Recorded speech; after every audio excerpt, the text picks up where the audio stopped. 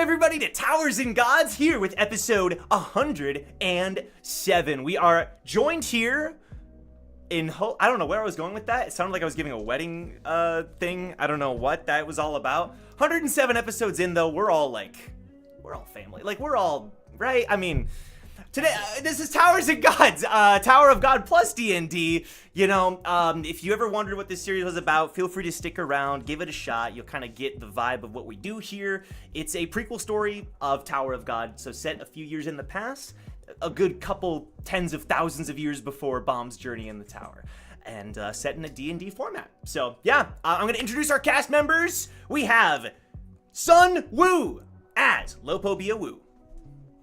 Yo. Back from my sabbatical / research study on Black Myth Wukong.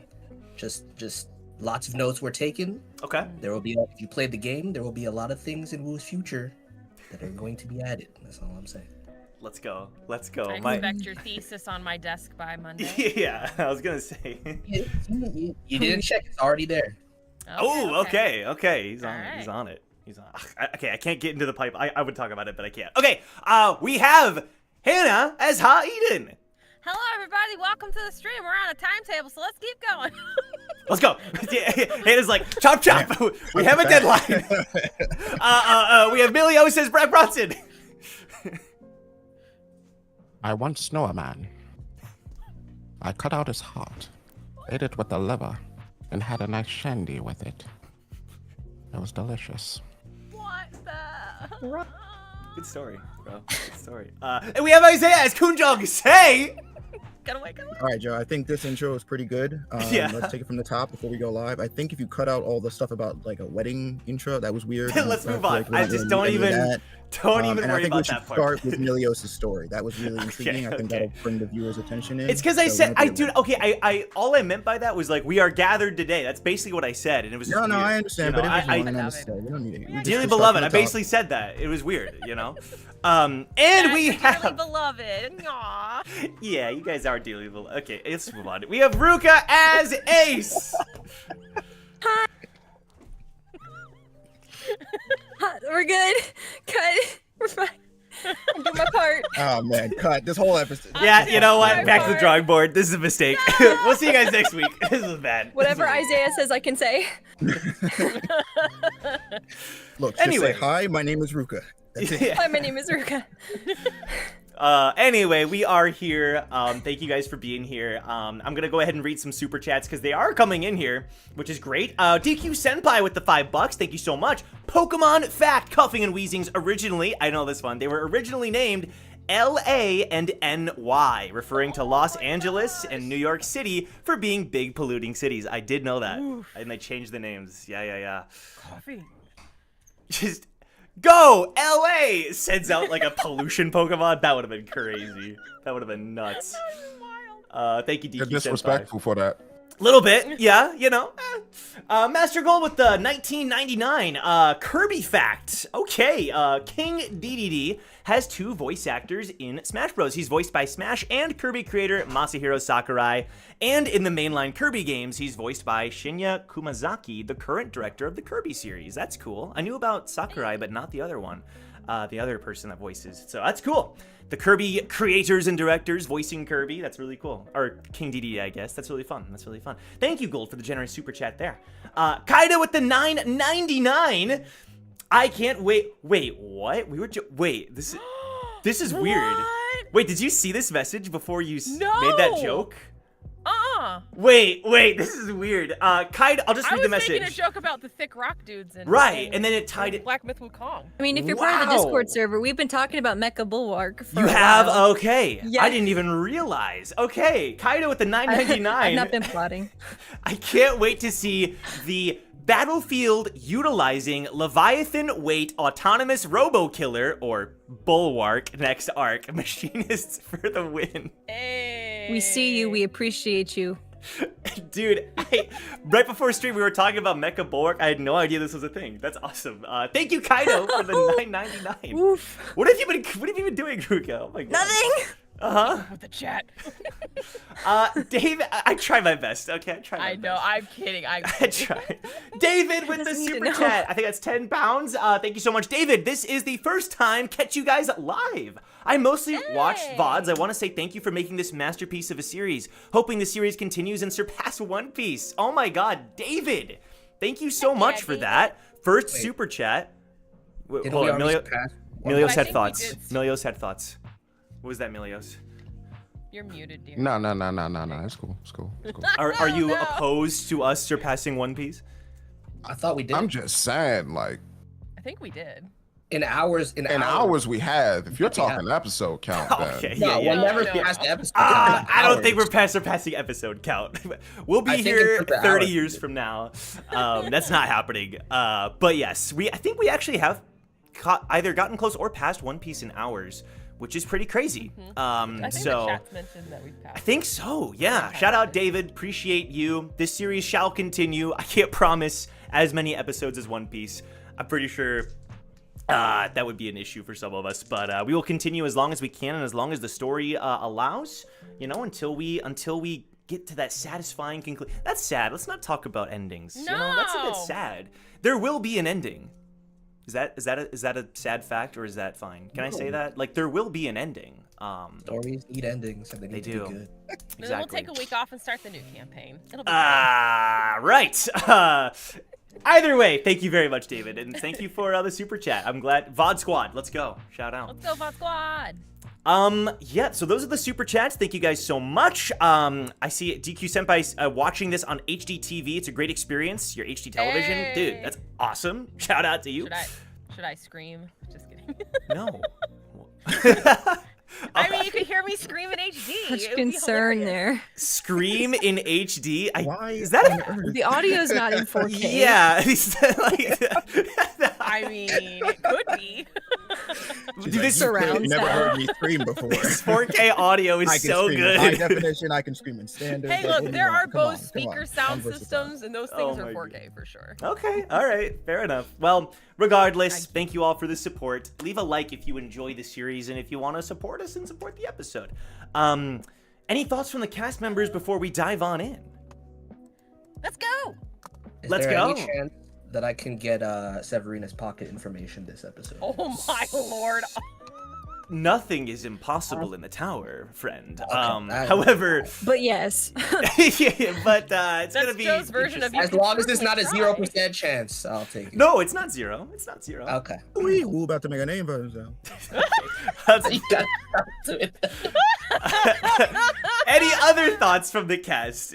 Sorry, I had a cough. I'm sorry. Hey, Ace is this team's gambit with the card stuff, okay? We gotta. Right. Well, by Oh. all means, if you'd like to take over, I'm more than No. willing to This is celebrate. all. This is all you. You can deal with that. Hey, Okay. look, she already got one of their pocket information, so just, she could go 2 for 2. That's true. I mean, just clicked all the Khun phone numbers like they're Pokemon. You know, gotta get them For all. hire. For hire. Who Yeah. wants? Yeah. Okay. Sell them.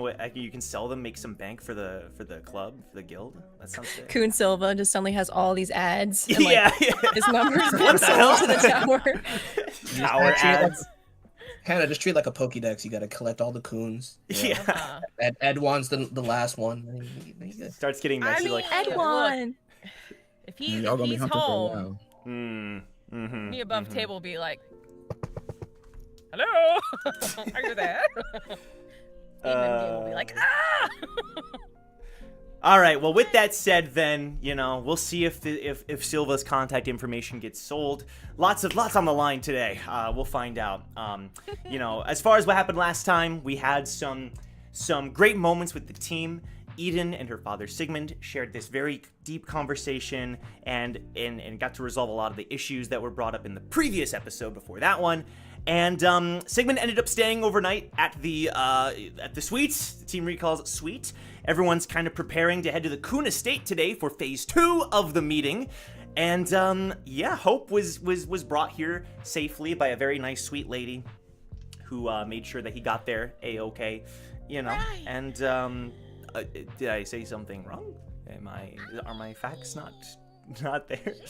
She looked like she wanted to kill him. I'm just saying. Oh, okay. I mean, that's your interpretation. All right, he made no description of Jury's her, out. her facial The jury's expression out. when she was at the door. Let's not can't judge just her throw yet. the slander on her. You know what I'm saying? No. I could see her making the glasses motion to adjust it up a little bit. When, Man, you like, imagine. she had the dagger she's a back. coon. She is a coon, so there's that that automatic. Okay. I am. Damn. Okay.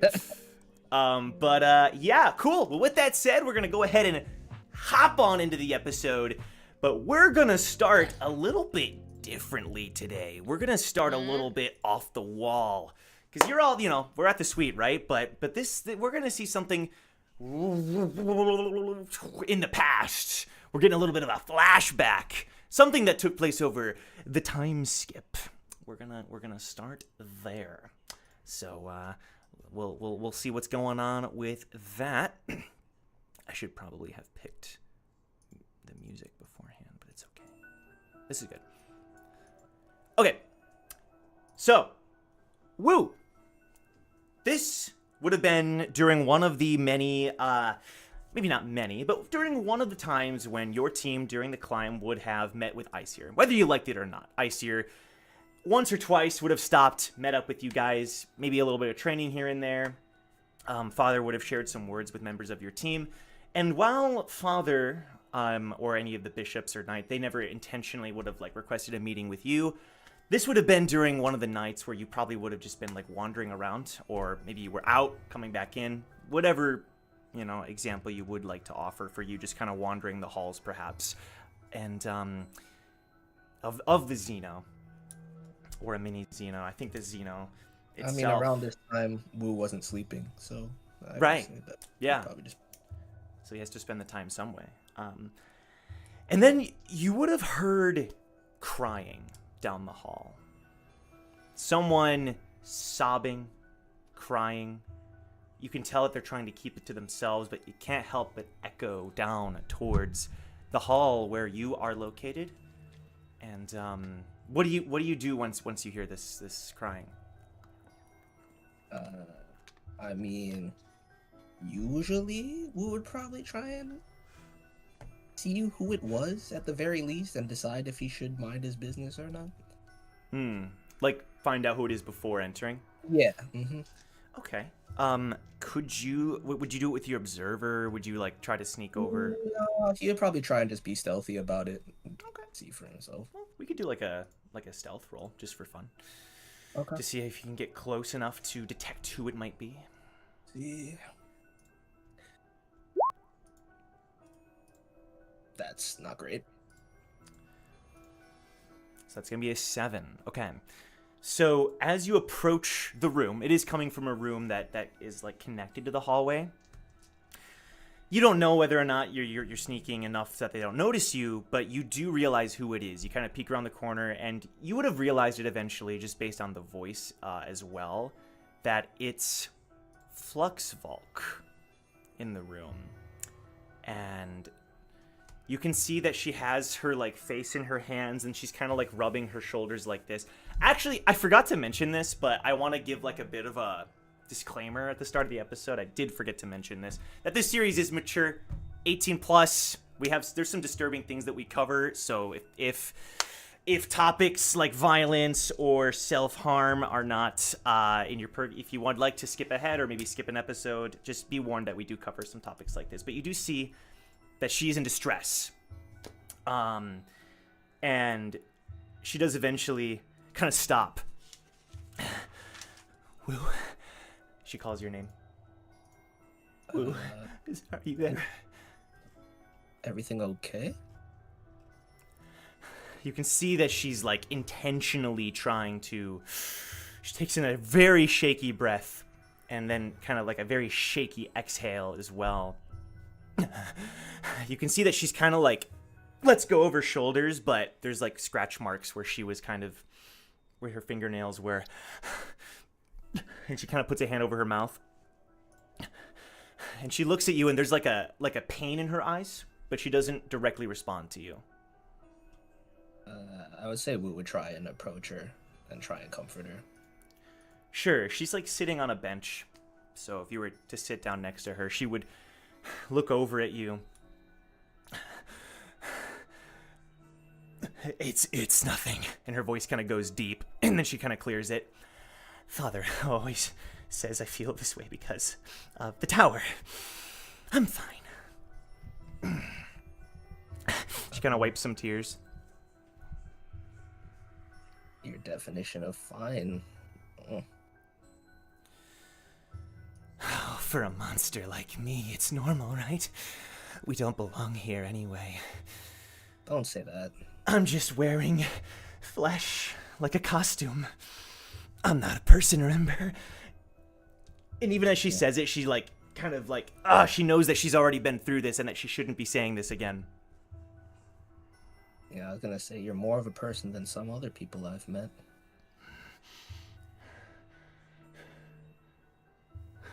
Why are you doubting yourself again? It's hard when I feel this way. And she's like gritting her teeth. And she's like once again and she's not clawing her shoulders this time, but she's like gripping her shoulders tight, kind of crisscrossing her arms. Too many secrets. Too much pain. I'm not a good friend to you. If I was, I'd tell you. You don't have to tell me anything you don't want to. I don't think that doesn't make you a good friend. It looks like that kind of gets to her because she turns to you with a bit of hope in her eyes. Really? You said it yourself. Good or bad. The fact is the fact. We're friends. So if there's anything I can do to help, you should treat me as such. She's taking in everything that you're saying, and it's clearly giving her a lot to think about. And she gives a slight smile as well. But then once again, she like kind of recoils in pain. She starts to like grunt and almost scream. She's like withholding it. But then you feel this presence enter the room, and she takes one more inhale, and then she slowly closes her eyes and her head kind of hangs forward. You see her appear to fall asleep. Bugs? And then footsteps enter the room. Is she all right? You see Father enter, not without his instrument this time. He goes over and like sits down next to her. She doesn't look all right. But you know more about that than me, right? He looks at you. I'm afraid I do, Wu. The simple reality of it is that this tower is no place for Flux. She's doing a good job of learning, and Damien is certainly a great influence on her. However, the air she breathes, the corruption, it's racking her body with pain. The You're curse saying of the even with tower. this form, it's going to continue to take its toll on her. Unless she were, for lack of a better word, home. If we were to offer a Band-Aid solution, we would send her, you can tell it's painful for him to say home. But I'm not here to offer Band-Aid solutions. Even me putting her to sleep, and he like rests her against his shoulder, will only delay the inevitable. The pain she feels, some of it is shielded by the form that she has chosen to take, the body she inhabited of the Red Witch that we had found, the body of the Red Witch. It certainly helps her to avoid pain whenever necessary, whenever possible. But as long as she remains here, my daughter will never find true peace. You've seen this yourself, yes? She sent you letters, if I'm correct? Try and forget, but correct me if I'm wrong. Isn't this also a Band-Aid solution? The sleep that I'm casting on her? Or the form, or the body she inhabits? It certainly is. I wish there was another immediate solution. Well, what But you're I- saying is the solution is changing the very structure of the place that she inhabits now, correct? Meeting Flux, learning about her condition, trying to allow her to live a normal life here and not in that cursed place.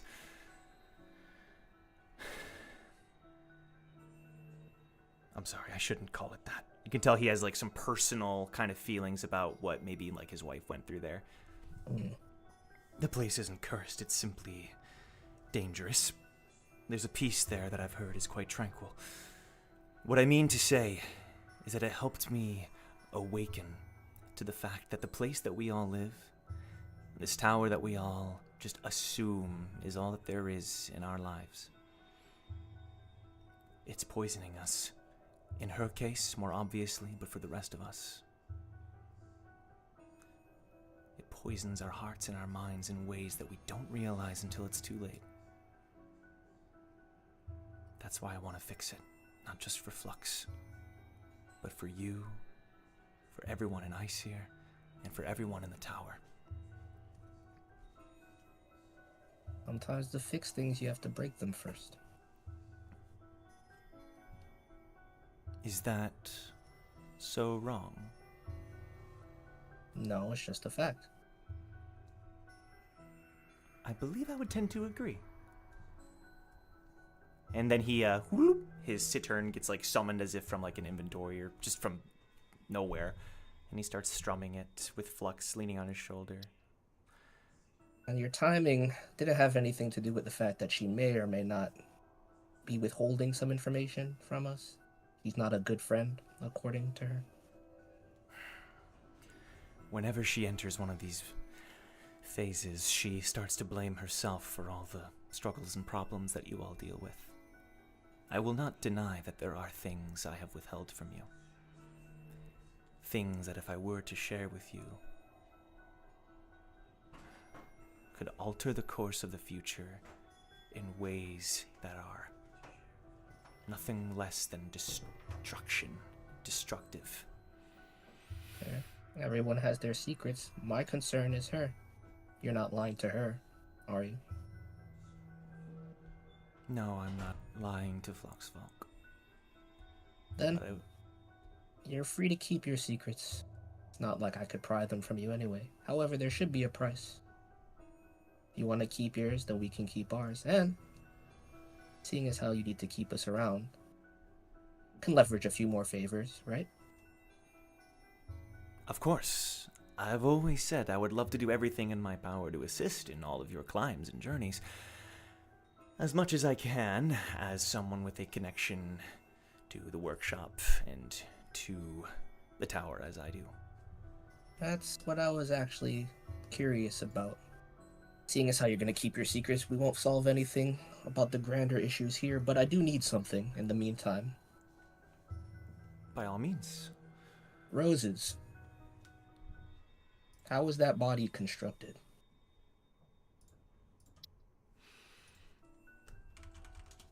Well, as something of an amateur scientist and engineer myself, there was a phase where I dabbled in the... And then he kind of pauses and... I'm sorry. I'm sure the manufacturing of the H series still has a manner of influence on you. As someone who did dabble in the field, Roses was an anomaly. Something created, headed by my brother, in fact, as a part of a series of experimentation on creatures that could become anything that its owner wished. Roses was simply a prototype. But the physical structure of the body had to be able to conform to that design, correct? Meaning that it should be able to house souls, spirits, Shinsu energy. I would believe so. Is it possible to make another one? Not to that same effect, of course. No sentience, just a similar type of shell able to house the same things. I would think so. Of course, such a project wouldn't come cheap. It would have to be done by some of the connections that I have within the workshop. Connections that I would be happy to employ if it's for you, Wu. I'm asking, and I'd be happy to pay as much as I can towards it. Can't imagine it's something that can be resolved quickly anyway. I'll raise the funds if you get the project started.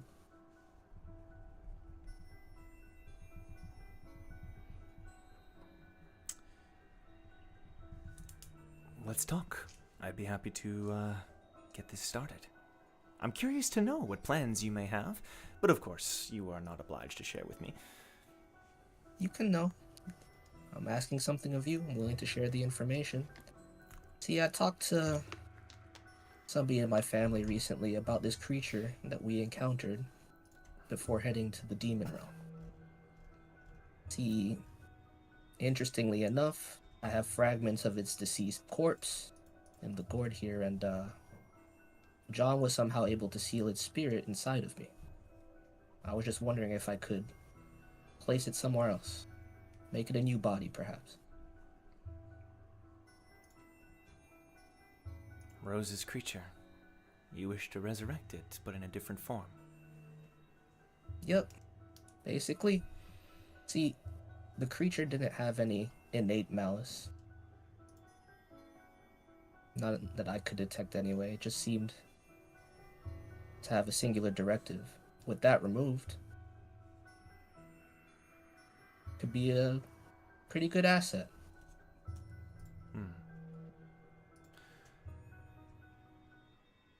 You truly do care for the creatures in this tower, don't you? He smiles. The only ones that... Never mind. I think you know the answer to what I'm going to say anyway. I'd be happy to help you get this project started. We'll be in touch, Wu, once I prepare the necessary, preparations. Sounds good. And one day, Wu looks him very deeply in the eyes. When all these secrets come to light, again, I think you know what I'm going to say here too. Nice talking to you, Father. One more thing, Wu. Yep. I just want to be clear about one thing. I considered Roses to be a member of my family. I was given Rose's remains, and I will be honoring them. They will not be used in any part of this. The research done, perhaps that can lend aid to your cause, but as for Rose's body, it will be laid to rest. I respect it. Wouldn't want you to desecrate it. Actually, I'm surprised that you would say that. But part of me is happy because despite everything that happened, I think Rose has felt that way about you too, deep down inside. When you say that, he kind of, for a moment, you notice you kind of catch him a little bit off guard. He tilts his head and just smiles. Thank you. Also, you'll be needing these, and Wu removes the remnants of Rem from the gourd, tosses it to him. See if they can infuse these into the new body, if at all. Fascinating. You're rekindling the engineer in me. Better than your shitty sitar play. I'm going to pretend like I didn't hear that one. Have Take a good care, night. Wu. Make sure Flux gets some rest. I will. And then you walk, continuing your walk that night down the corridors and such, wherever you end up. Present day, we're back, baby. All right, you guys are all in the suite. you just had some delicious breakfast. Maybe some of you are still finishing said breakfast that Brack managed to procure after a couple of failures from Eden and Victor. So we're gonna pick up there. Hi everyone. Hope kind of waves. Oh, it's good to see all of you. He kind of looks at, Jongwoo. A few of you that he wouldn't have noticed before, and Ace, of course. He smiles at you, Ace. And Sigmund immediately goes over to him. Hey, everything all right? She didn't hurt you, did she? No, I'm fine. She simply said I shouldn't be wandering around on my own. She could probably sense that I was not supposed to be on this floor, and she helped me get here. Right. Sigmund, you can tell, is obviously still not entirely convinced, but he pats his shoulder and points into the table where there's still some more breakfast and stuff. Hope waves to you as well, Brack. Who are you? Oh. I'm Hope. Reaches out his hand. And then, Hope you're not looking for a handout. Brack!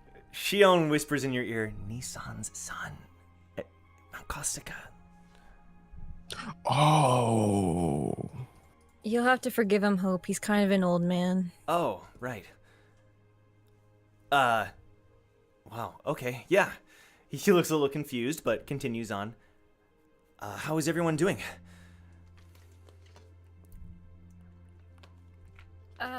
Good.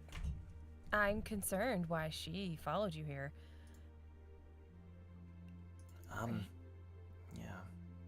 Did she just, meet up with you, or did she, when I left the Ha ship, she just suddenly started talking to me, and offered to Oh, great. guide me here. Okay. I couldn't exactly say no. Yeah. No, you did great. You did fine. Okay. Sit down and get some food. Is she bad? Is she an enemy? I of don't you blame guys? you, kid. No. Anytime that somebody like her asks you to accompany her, you should probably follow. Remember that, kid. Yeah, you're right. No, She don't seemed Sounds like you're teaching a boy terrible survival skills. She seemed really powerful, I agree. You have to be careful around people like that. Leaf gives a narrow stare over to Woo, I love You her said, so I know what you are. Just that slow, narrow-eyed slit. Her eggs were a little bit colder that morning. A chill. Yeah. Well, this is an exciting day, yeah? We're gonna be Jeong, we're gonna be heading home.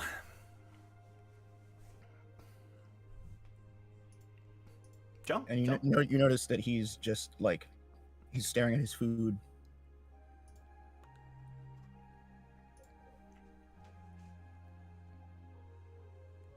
Oh, I think you are lagging out. I think we are. Holy. No! Oh no! We lost Is him. I think it's his internet. Something weird with his internet. Oh boy. Robot Jeong! Robot Jong! Khun, Jeong, say. There can't be more than two coons in a room, or else one glitches out. yeah. Malfunctioning. You're glitching out still. Yeah, I'm not sure. Maybe might disconnecting and have to- reconnecting? Yeah, we try can that real figure it quick. out. Yeah. Just- Oh shoot. Oh boy. Would you put in those eggs, Victor? We didn't eat my eggs. We threw them in the garbage. Those poor chickens. Well, I guess they weren't chickens yet, but right. Oh my gosh, you're so pretty. We're not doing the chicken and the egg today. No. You're so pretty. Oh, thank you. Thank you so much. Oh. You're calling me pretty, right? You said I'm pretty. Yes, you're pretty. You're so Oh. pretty. Oh, thank you so much. Appreciate that one. But he Mhm, doesn't. He does not return the compliment. That's fine. He's not really known to compliment good-looking women, so it's all right. Oh shoot. Okay. Damn. Didn't even register. She's Oof. just focused on the whole egg portion. That's the most important part, so I can't. Yeah. Mm-hmm. Shion is over there making sure that Robo Jong is like, hanging in there. Kidding, obviously. And Brack, one thing I want to mention, as you all are kind of like eventually prepping and you got a big day ahead of you, no sign of Race. No sign of Race. No one's mentioned anything. You haven't found any trace of him here anywhere. Yeah, nothing from Race so far. I just want to update you on that. Brack goes out on the patio, both hands on his waist, and he just look out there and he goes, That's pretty much it. Cool. Nice. Very good. Very good. And then Hugo actually clears his throat. I received a message from Molly. Apparently everyone's going to be taking a break on the way to the estate. And she offered to host me and the team for a picnic. You can tell he doesn't really know what to think of it. So I guess we're all invited. Should I just say no? I know we're going to be busy, probably doing other things. She do it? You think so? Yeah, we gotta check him out. This is a good chance. That's true. But you all don't have to be...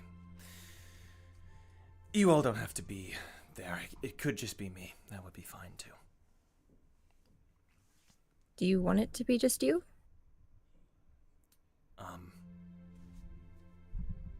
I don't care.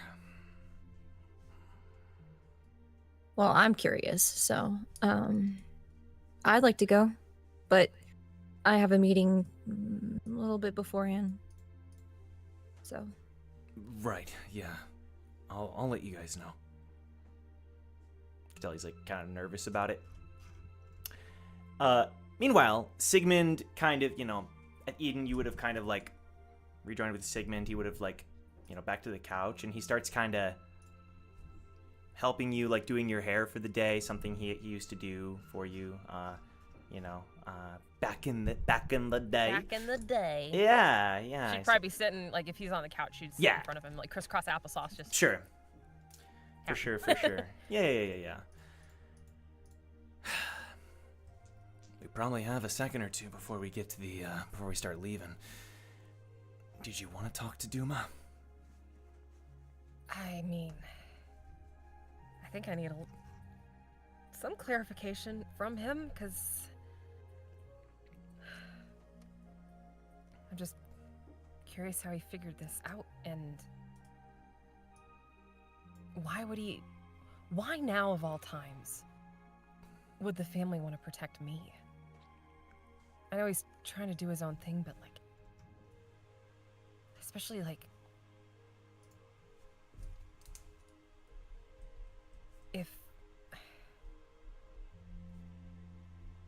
Just with like, if Mother had made some, I don't know, made some sort of deal to like have me with someone,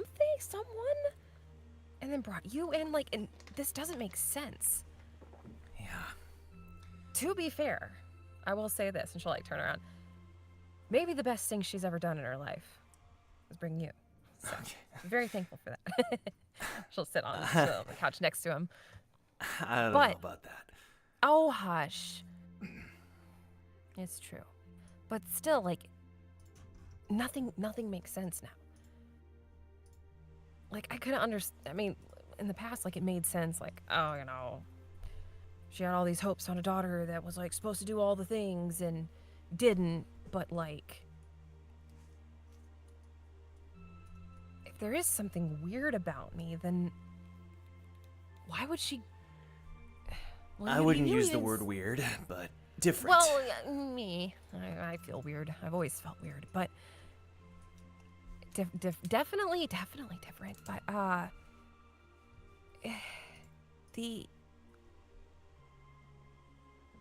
but you even said that she was happy when she was pregnant with me,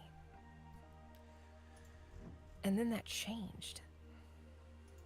What was she actually expecting? I'm learning all this along with you, and I know. I don't have all the answers. I wish I did. I know, and you know me, I've always had questions. I mean, that's good. Only thing I can think of would be that she wanted something out of you. That was her whole world. And that she realized you weren't going to deliver her whole world. Yeah. So she took mine. Yeah. Right.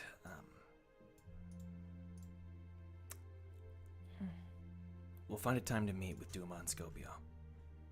Okay. Jeong, check in. Is your audio working? Testing. You are muted on the second account. Let me see here. Oh, you said you're good now? Okay. If you unmute, hello? Hello? Can you hear me? Let's go. Robo Jeong has been fixed. Shion just did a couple of adjustments to his circuit returned. board, and he's back to normal. So, cool. Yeah, Victor's just like, Wacky. what do you think, man? Going back home.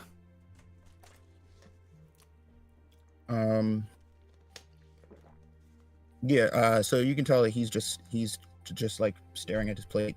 He hasn't really said anything, and he definitely seems like he's, focused on other things. Sure.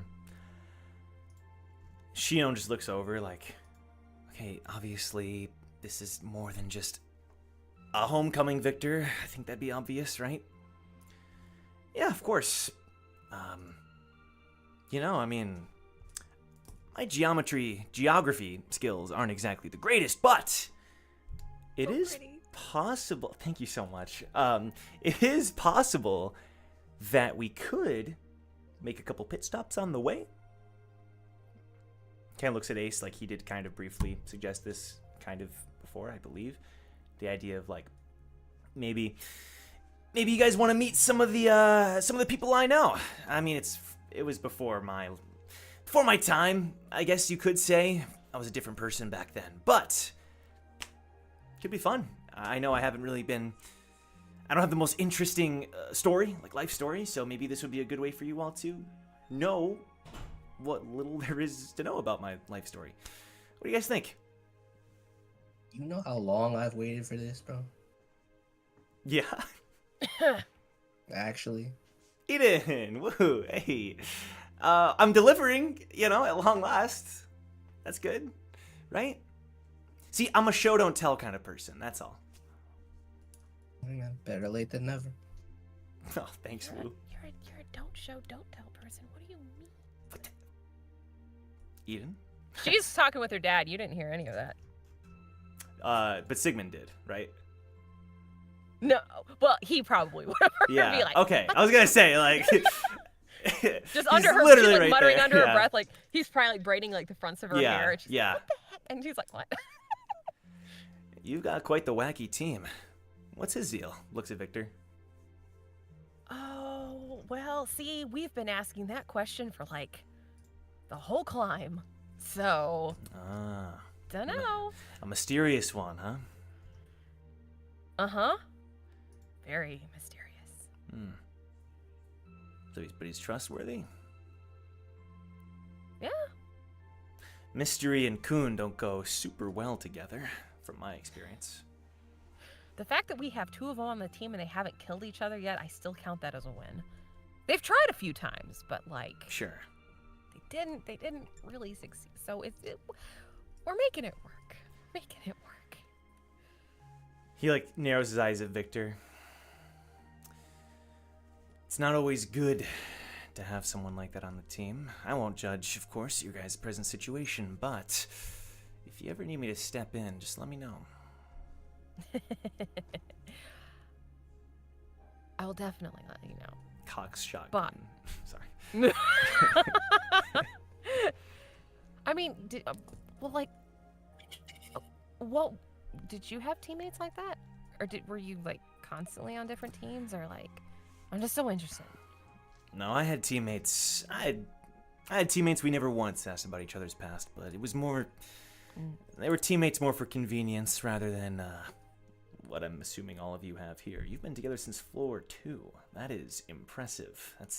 Most teams don't do that.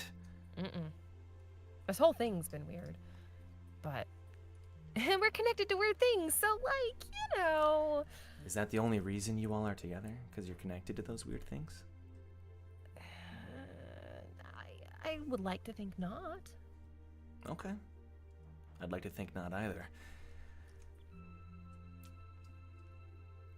You'd rather have a team forged of bonds that aren't just out of necessity.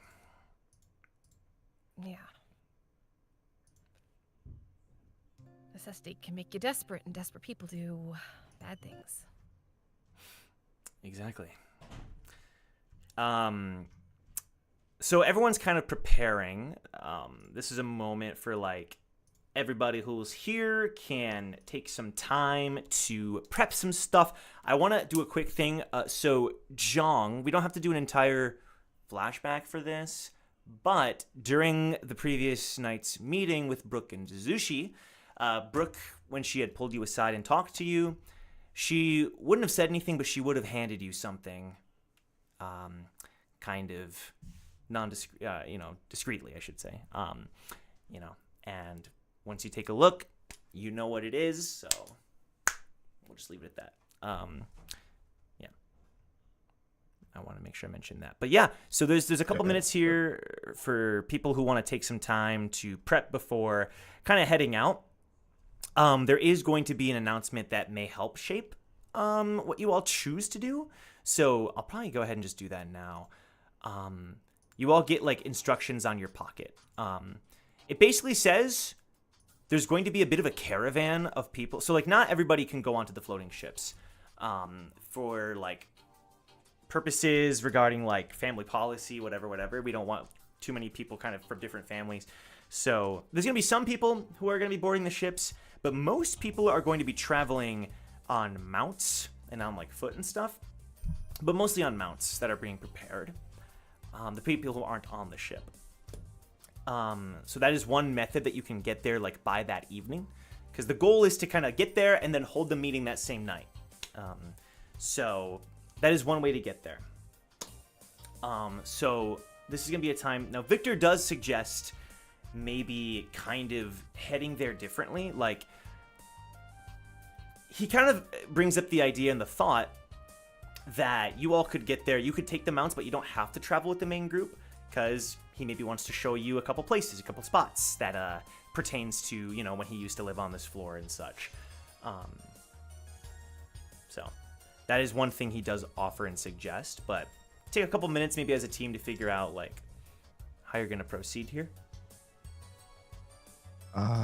Gotcha. From the same balcony that Brack was standing, looking over the cliff, you know, admiring the view, Brack is going to toss his harpoon, like, clear across, like, the buildings and sections that's there, and he wants to land on top of one of the buildings. So just, like, you're just breaking away from the group to head... Just for a split moment. Yeah, sure. Want to check something out. Yeah. This is, like, out of combat. I'm just gonna say you can chuck the harpoon and teleport to an area of your choosing that is relatively in the vicinity. Yeah. He wants to spy on the Lopobia section. I see. Okay. As in, like, the Lopobia ship? Yeah, just see what he can see. Okay. Yeah. Let's go ahead and do the investigation roll. I didn't do my pre-roll. Oh no! Maybe it's good though. Maybe the pre-rolls were the problem. Dude, look at that! That's a freaking dirty 20, man! Dang. Okay. So what do we see? Yeah, okay. So, Brack, you are looking around, trying to see if you can pick up on anything, just anything that catches your eye, anything out of the ordinary, I assume. Nothing in particular. What's the snake man doing? Right, okay. I figured that was the point. You see some soldiers kind of going in and out on patrol, off patrol. They're kind of like, and you end up overhearing a couple of them talking, and you gain the information that Vorari is currently on the ship. He has been secluded ever since the end of the first meeting. He's just been by himself. No one's bothered him. Nothing. They're just like, he's the one in charge, but he hasn't issued any order. They're just kind of operating under the assumption that they're just gonna fly the ship there, and he's just gonna go, even though he's kind of been away from everybody. But based on the info, he is on the ship in his private chambers. Okay. Are there any stragglers off the ship that are kind of like guarding the entrance to Oh, it? I see. I'm gonna say there's like 2 individuals who are guarding it, and they're fairly alert. They're fairly alert, looking around, making sure everything's good. But I would say there's like 1 soldier that is not by the ship, that's like walking amongst the crowd of people going around and preparing to leave. Brack jumps down from the roof and he goes over to the 2 guys that's monitoring the opening or the entrance. And he asks them, "How are you guys doing? You thirsty? Here. Drinks all around. Say, how long have you guys been with your, master?" They look at each other a bit confused, and then back to you. State your business, regular. But one of them does take the drink offered. My business is with you. I just want to know how long you guys have been with your master. Can you roll persuasion?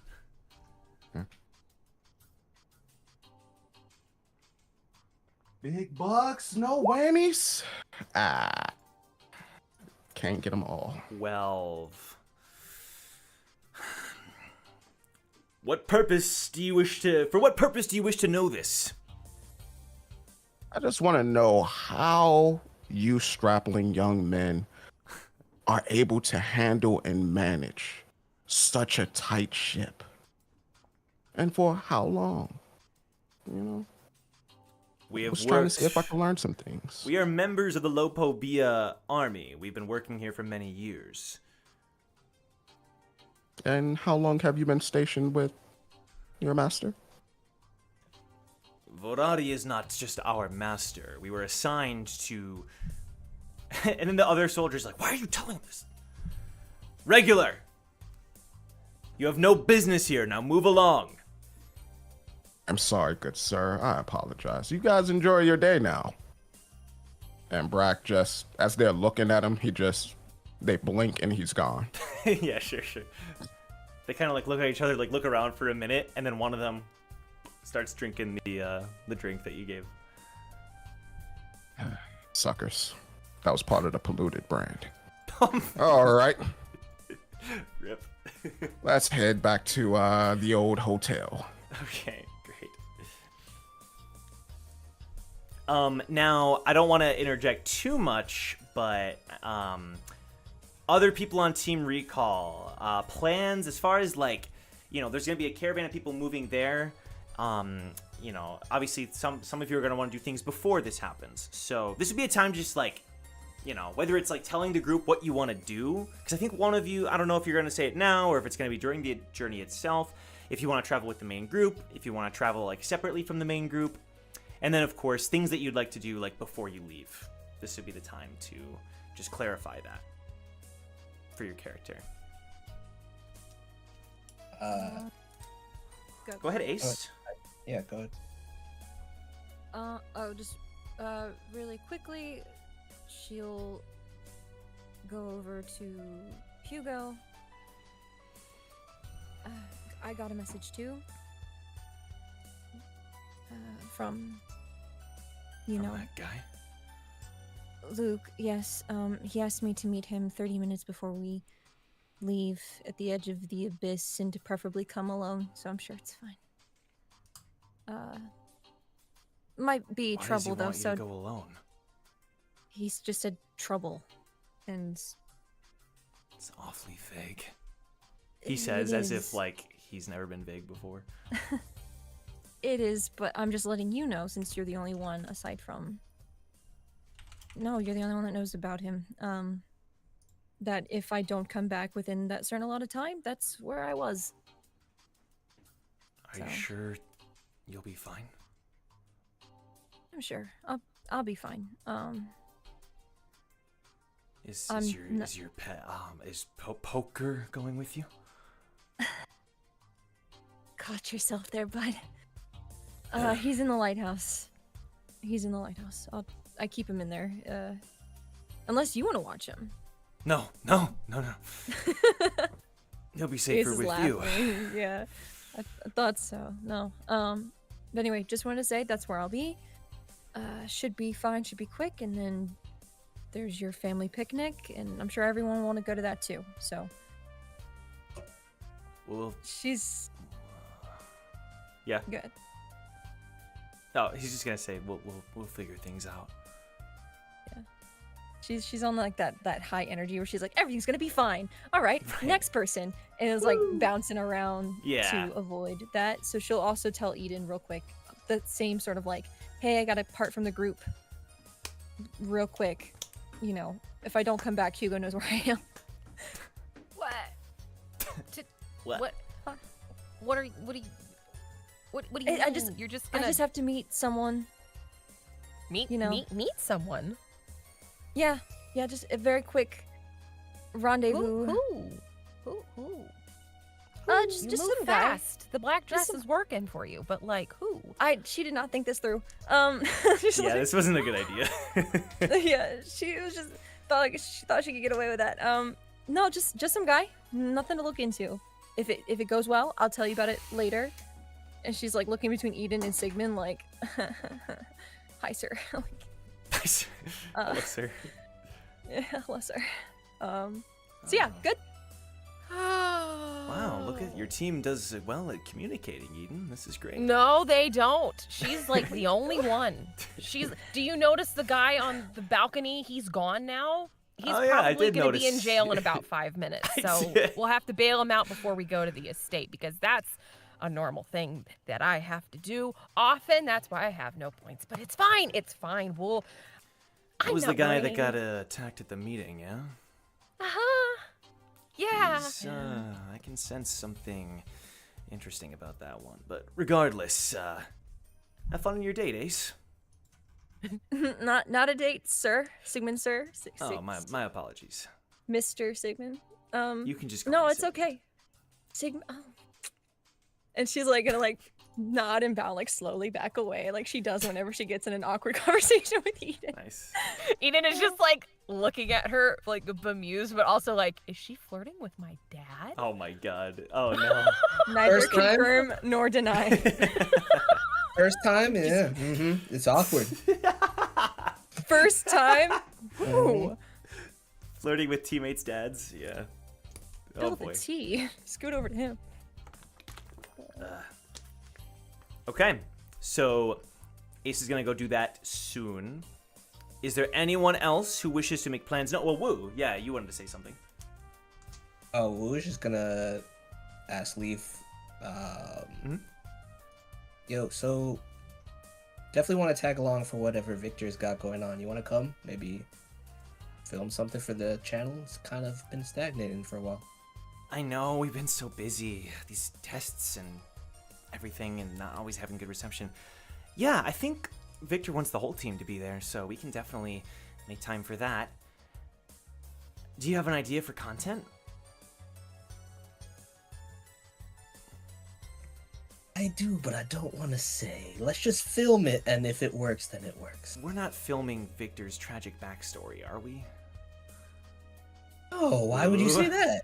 Woo, Also, why I would, don't. you say it's tragic? Why would you say it's tragic when you don't even know what it is? Woo, I don't know about that. Okay. Let's just get the events on camera. Can we just agree with that? Okay. She kind of like she gets some ideas. Maybe this could be good. Okay. She's getting some ideas. That's why you're in charge. All right. It's for when Victor enters cooking competitions and they play the Right. backstory. Oh my God, That's the footage we're getting. The Tower great chef, tower bro? baker. Yeah. When he wins Tower Chef, we're gonna need a tragic backstory to play in the It's high. gotta play. Yep. Yeah. mhm. We're helping him. Back in the day, I couldn't even make eggs, but now look at me. Oh my god. B-roll of him behind the couch burning eggs. Yeah, Oh, yeah. Old shaky footage of Victor. Okay. Jeong, does Jeong say anything to the group during this time or not?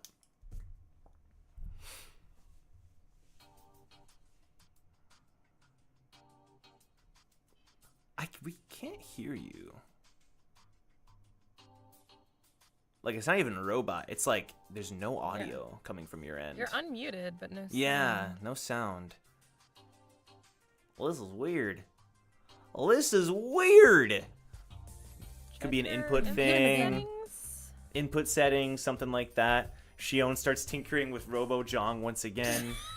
Now this time it's his audio settings are weird. Get the mechanics on That's the line. weird.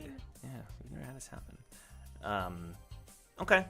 We'll cut back to Jong and you know, see, just like interrupt whatever we're doing to test audio, and we'll let you know when we can hear you. You know what I mean? We'll just keep trying until the audio works, and then I'll let you know. Okay, we did Brack's thing. How about for Eden? Does Eden say anything or have any intention of doing something before taking off? Probably not. She's probably just gonna like get as much time with Sigmund as possible. Okay, yeah, for sure. I guess that's a good time. He would let you know that like he probably won't be able to stick around with you for the rest of the day, maybe until you get there. Just Okay. him Because that was being- her question was like, Yeah. is he actually going to the estate with us? he's Or going just, to like, he's going to be traveling going. there? He's going to be Okay. going. He can't guarantee like how much he'll be able to see you or like how much Yeah. influence. He's not going to have any influence over anything Right. directly or broadly. But he will be there. Him and Hope are going to go. They're going to go back on the Haas ship. You know. Yeah. And they're gonna. Yeah, because she would probably just be like, she would feel really, really guilty because Mm-hmm. she probably got both of them into trouble by keeping him away. Oh. He would just reassure you that Yeah. it's fine.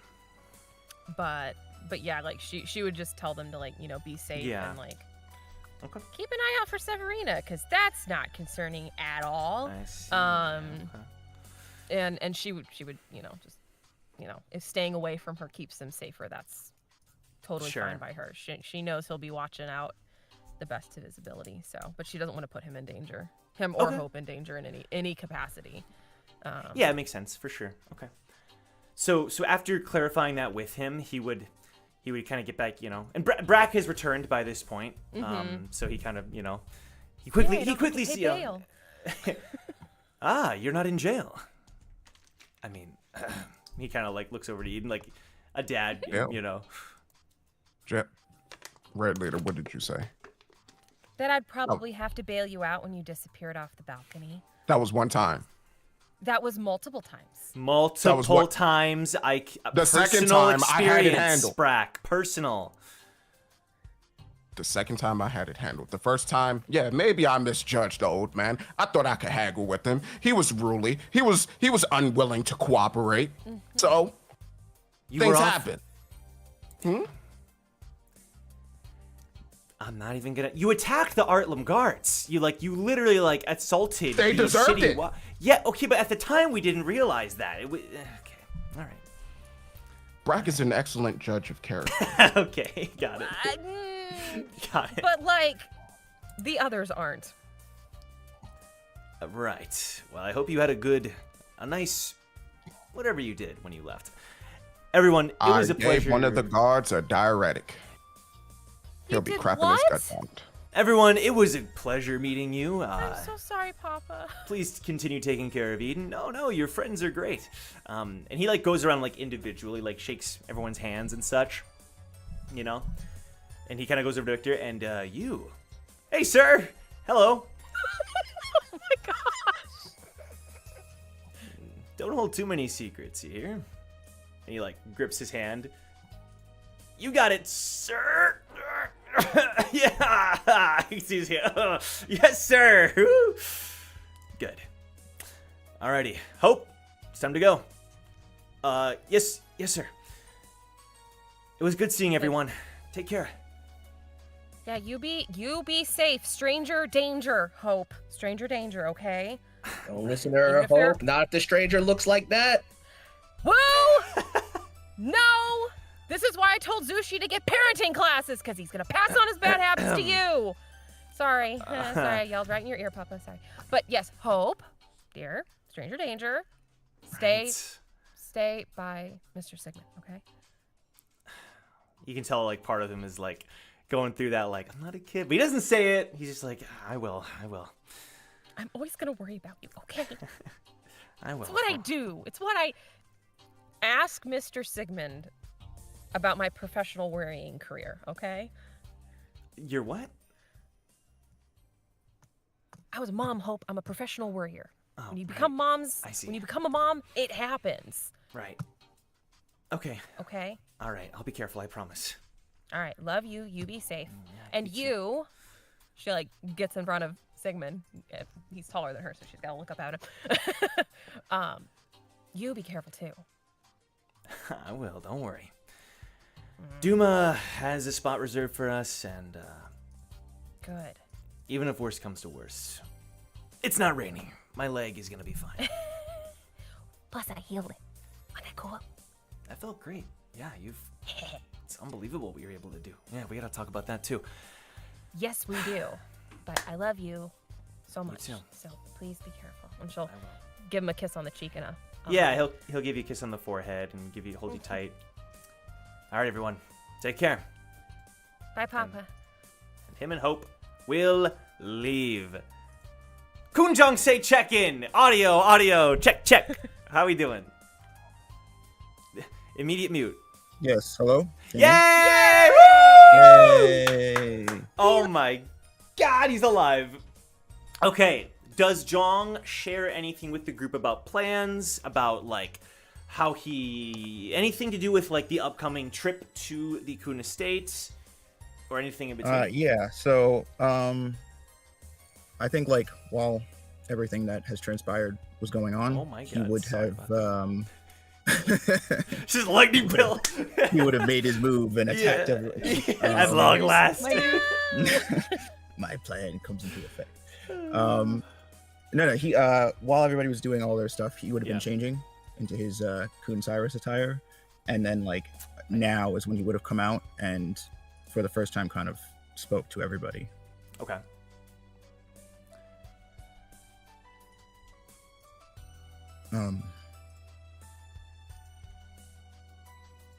There's a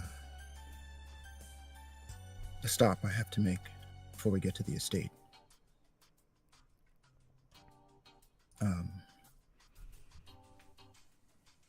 Victor, if you want, you can take everyone else, and I'll meet up with you later. Wait, we're not coming too? I don't want to. I don't want to bore you guys with it. It's just some loose ends I gotta tie up. That's how I feel too, man. Wait. How about this? We won't travel with the caravan at first, but oh my God, I'm a genius. Listen, Hugo's picnic, Jong's spot, my spot. We're gonna make it work. Basically, we try to hit the spots. Hold on. First of all, this is now God talking, not Victor. Let me get him off the screen.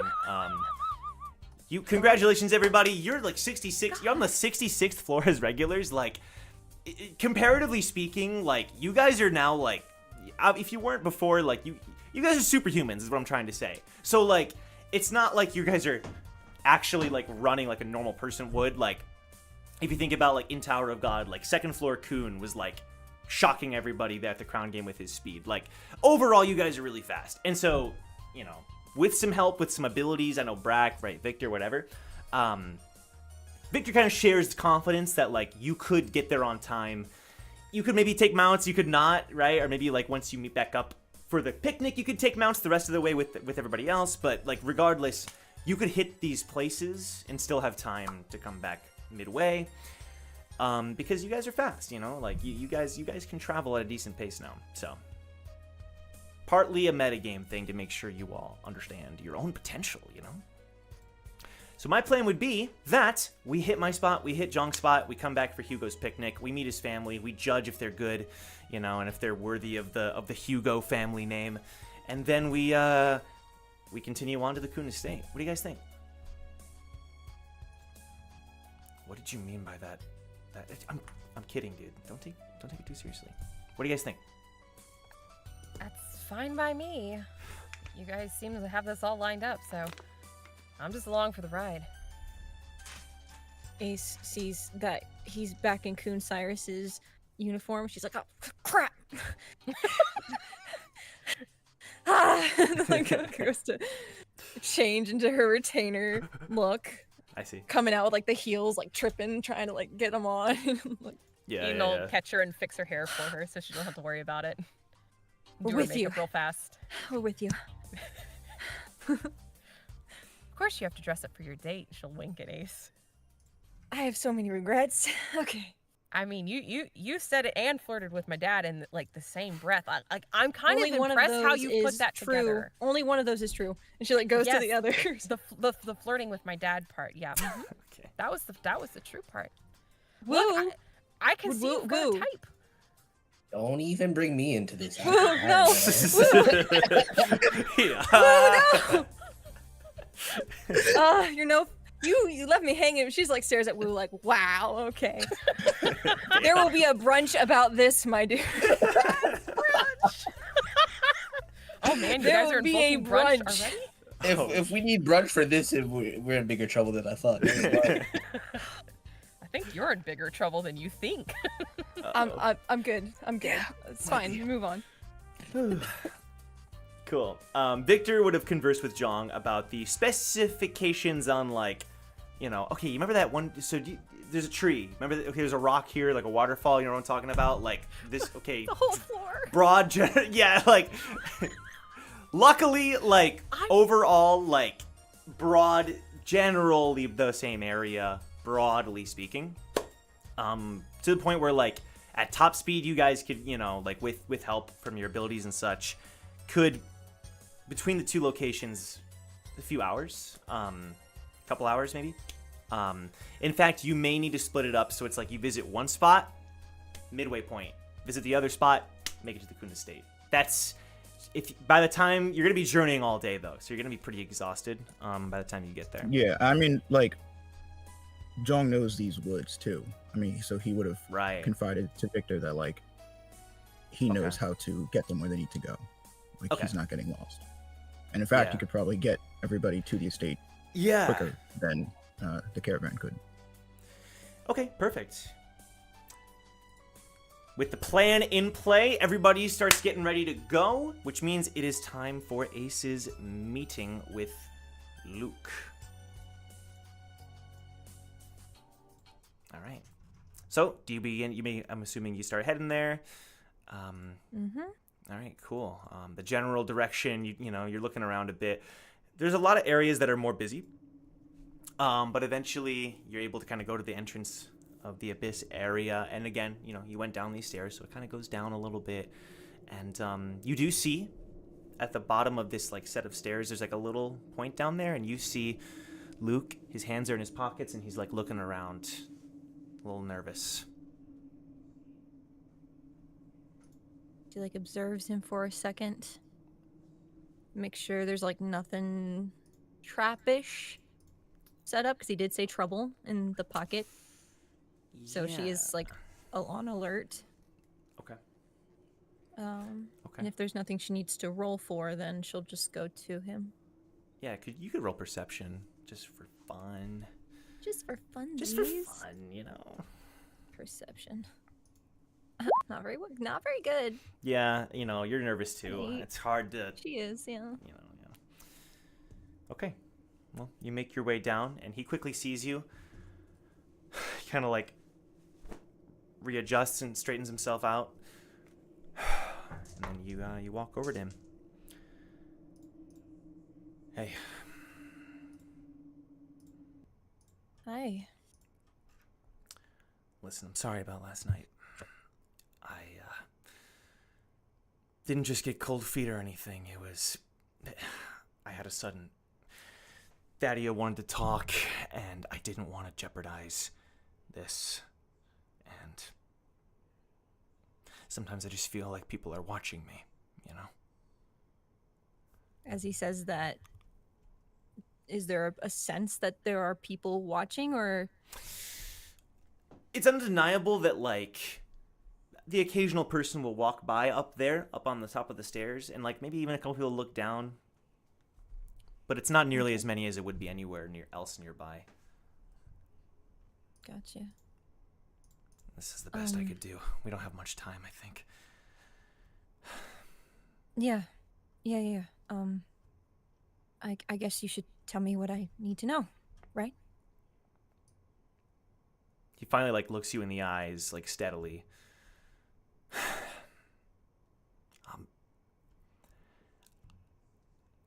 If you don't remember anything, then I guess I'll just have to start at the beginning. I only remember pieces, since our last discussion. Just too spotty. So if you could. Right. Oh, you know what? Give me a sec.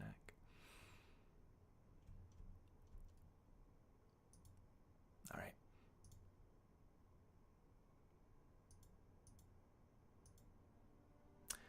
Well, your name is Lyria. I'm assuming you remember that much. You come from the Rain family? Small family in the tower. Used to wield some manner of influence. Wealthy compared to the average family in the towers as far as they're concerned. And you were the sole daughter and meaning heir to the family. Your parents' names, both of them still alive, are Nicholas and Valentine. And they're getting older now, and sorry, this is hard to parse. As he's saying, like, the names, there's, like, brief flickers of, like, fuzzy frames, fuzzy silhouettes, you know, like, it's not entirely there, but you can tell she's listening to what he's saying, and each piece is kind of helping bring things a little more forward. Yeah. Okay, so I have parents. They're alive, which is impressive.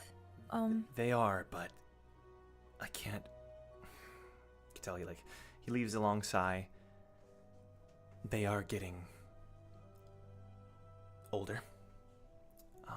Your father in particular he's handed over the reins to me. And now I'm not an official member of the Rain family. My father was a steward, and that role ended up getting passed down to me, and we were childhood friends. I guess we spent a lot of time together from what I can remember.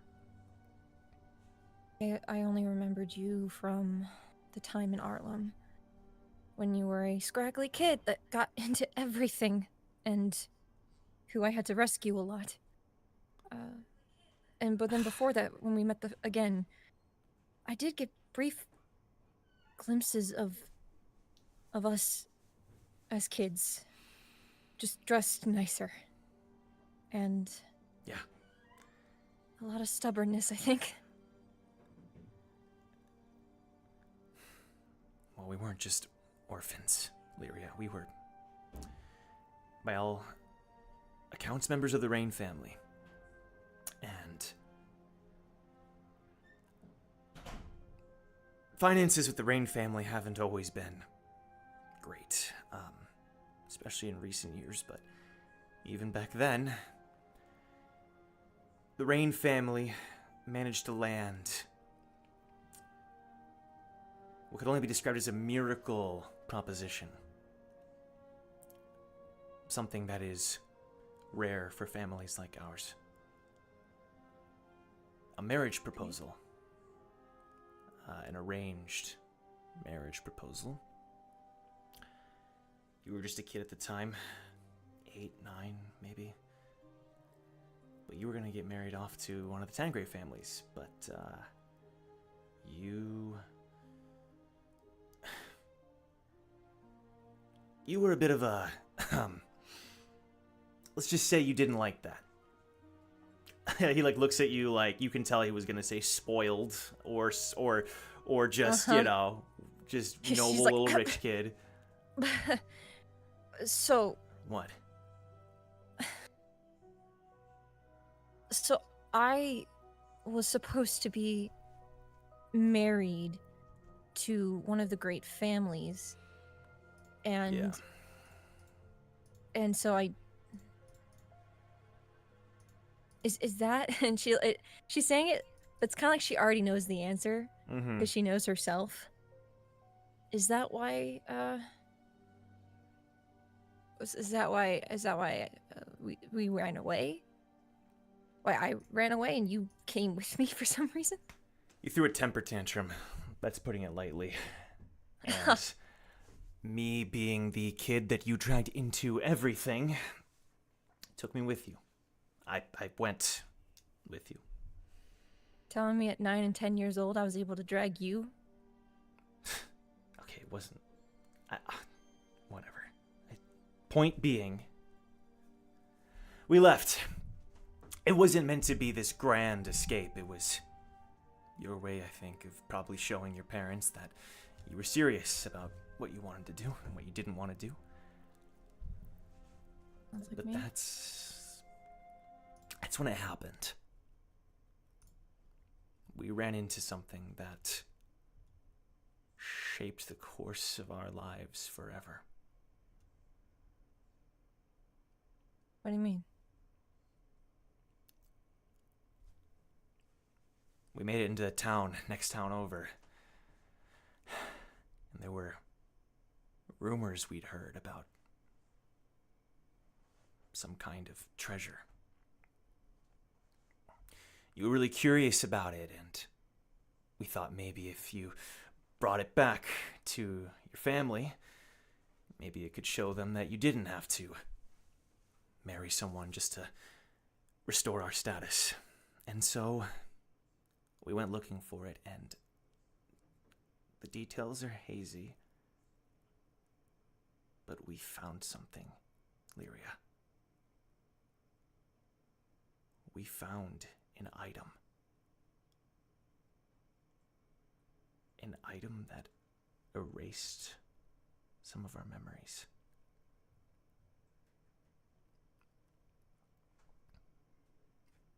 Now that I think about it, is this why you still don't remember?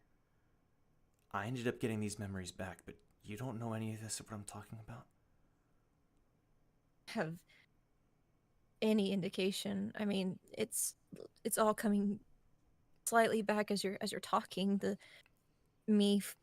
Overhearing my father in some sort of meeting and being devastated by what he was gonna do, which I guess was marriage at the time, which is ironic in a lot of ways.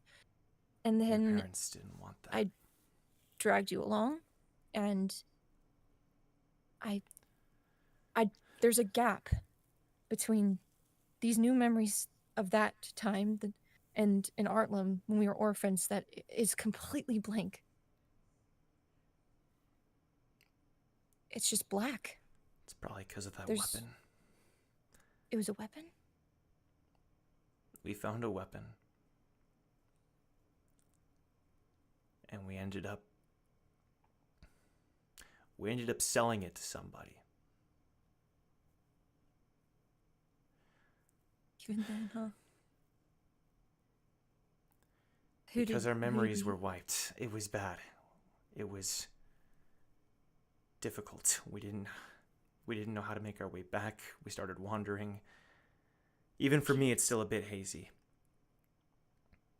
The family couldn't find us. We ended up forgetting about them temporarily. And eventually, ended up in Artlam.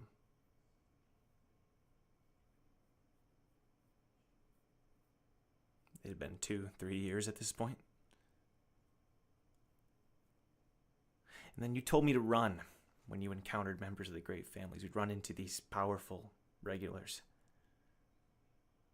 Yeah, no, we were partnered up. That's how we've always operated, partners. Yeah, And you do remember. you were my partner, I guess. Yeah. Made sense. We And found I some other remember- orphan kids. Yeah, we were in safe houses. Yeah. I did eventually get these back, and you didn't come back. You were supposed to come back, and so, I didn't come they- back. You want to know why? well, at the time it was because you were being held by a regular. Was there some other reason? I ended up escaping. You told me to run. I escaped. And I ended up getting found. I ended up getting brought back to the family.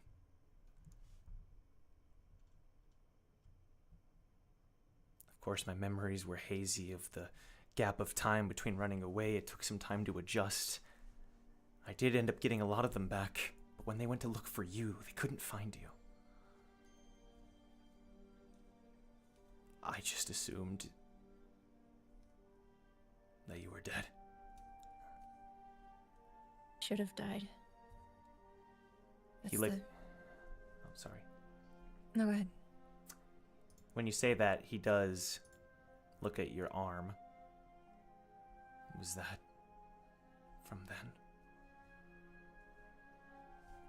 How I remember it is I found you in the middle of a team of regulars who needed something from you. You took something and they were mad, and one of them had the blue hair, and I distracted them enough for you to get away. I told you to run, but then something happened once you were out of distance. I remember they beat the hell out of me. And as I was yelling at them, some other team intercepted. There was an explosion, a fight between regulars, and I got caught in the middle. I was collateral. I was, and she like gestures to her arm. I should have died. I was dying. I remember barely being able to pull myself out of the rubble, and then I collapsed on the street, and that's when I met another young boy. And he brought me back. Wow, that is unbelievable. I thought it was a miracle that I escaped, but for you too. You have no idea the life that I've lived between then and now. The family probably couldn't find me because I was masked for a long time. I was passed between prisons. I was sold at one point. I endured torture. I've climbed alone. I've climbed now with a team. I've endured a lot. It's just in the last decade that I've taken off my disguises, and it's still something I'm getting used to.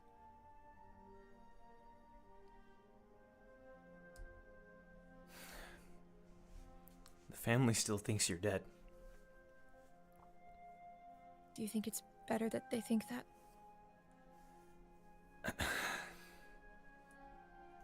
You really are Lyria. He says that. He looks back up. That item you mentioned. We ended up getting into a habit of treasure hunting, and I brought that back with me.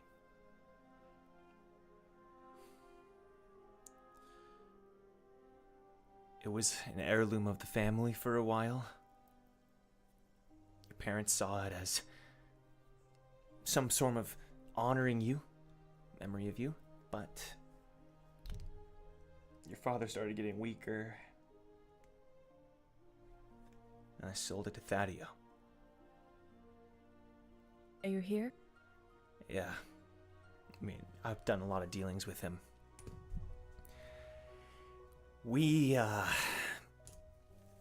He was the one that we met when we were kids.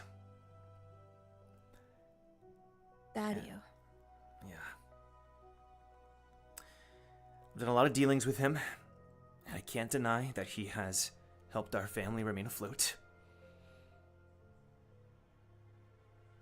And he has this serious look on his face, but we're also deeply in debt to him. How much? You don't want to know. But I do know.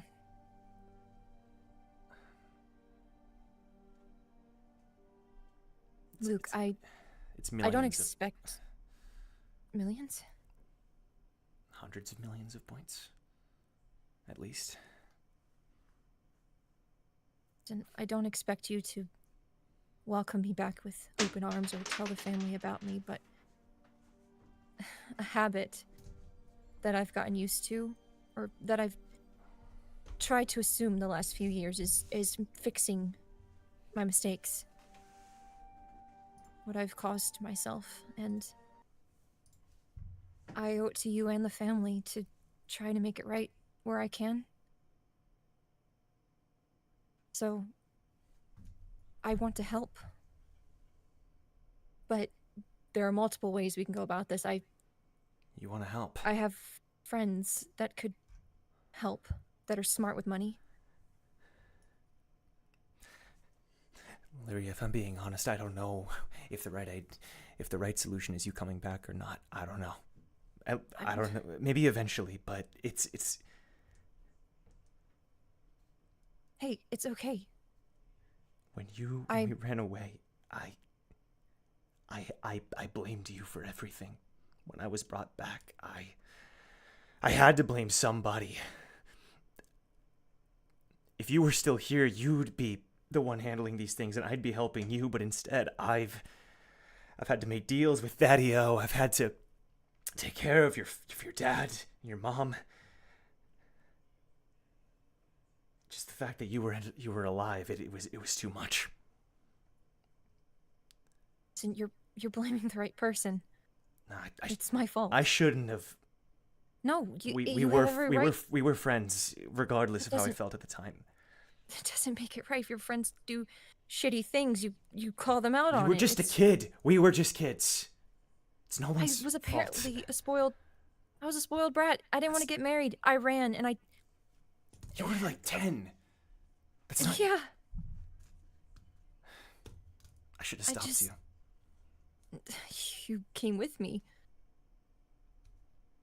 We must have been really good friends, huh?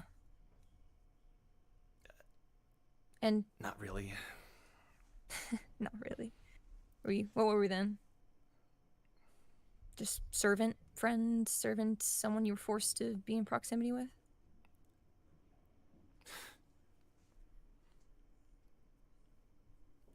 I guess you could have called us rivals. Rivals. We argued more than we got along, but we somehow made it work. That's actually my love language nowadays. I tend to pick fights with the people I like, and I guess I know where I started that.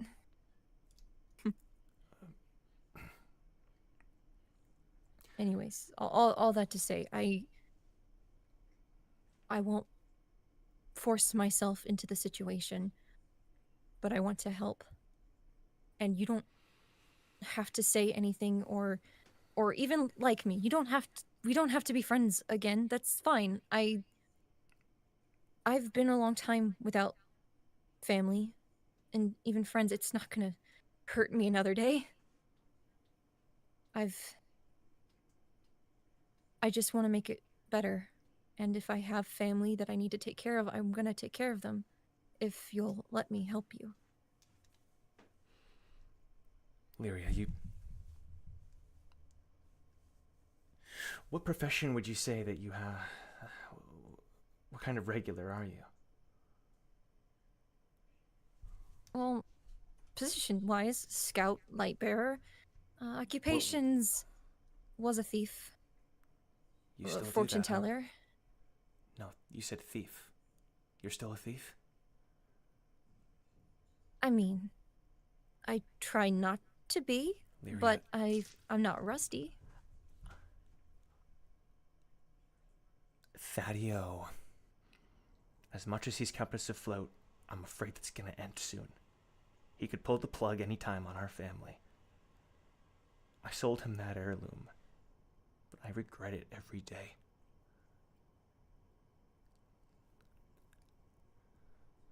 Lyria, do you think you could take it back? For the family? You can steal that relic. She gets like it's a deja vu moment. It's such a deja vu moment for her because she remembers. It's almost kind of like Luke and Silyong's words entwined the last time she was asked to steal a family heirloom. Right. For someone. The parallels, and she just kind of thinks for a moment and looks at him, and for the first time, you see this smirk. The signature Lyria-esque mischievous look. I know I can. Whether or not she'll get away with it, she's not gonna say. But I think I can. And if something happens, it'll be a debt to pay anyway. I need to do this to help you. How hard could it be? If you can get it back, it fixes both of our mistakes. Okay. And if we can combine the return of that relic with the heir to the Rain family. He looks up and down. I mean, we could save it. You could return later, of course, with the item. We could get Thaddeus out of our life. And his connections. I don't even think he's the worst of them. Probably not. But thankfully, there might be an organization that can help us. Help me. It'll take a little bit of begging and pleading and some things that I'm not going to be proud of, but they are my friends, so maybe they'll pitch in and help me. Yeah, of course, and I can do what I can to help you too. The item name, do we know it? It's like a... He kind of shows you, like, it's like a big golden orb. It's solid, made of a solid material. It has some inscriptions on it that we've never been able to translate. We never gave it a name. And if the opportunity presents itself, if you have another meeting with Thaddeus, is there any chance that I can get in it somehow? We're going to be heading to the Khun estate. I can look into possibly setting something up. Do what you think would be most helpful. I am at your disposal for once. Don't get used to it. He like smirks. I'm sorry. Again. I shouldn't have lashed out like I did. Understandable. Gave me one heck of a headache, but it was very understandable. And again, I should be the one apologizing. I'm the one that took how many years of your life and then subjected you to this for the rest of it. I would be pretty mad at me too, even if I am rather attractive. It's okay. No, I get it. Right. Mm-hmm.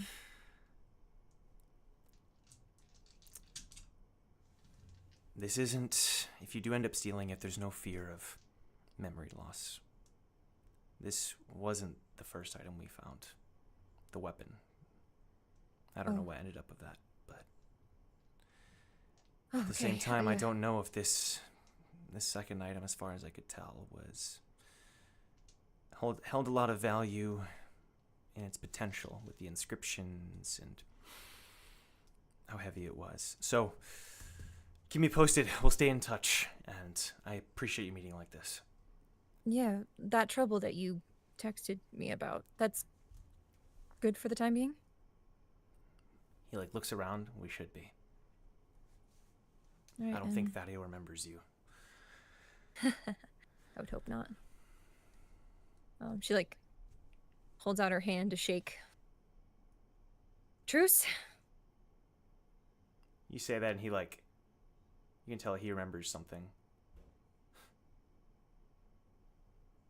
He shakes your hand.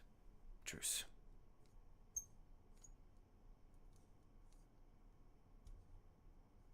She starts to back away slowly. Her heel catches on Yeah. something slightly. She's like, so much for being cool. For And, sure.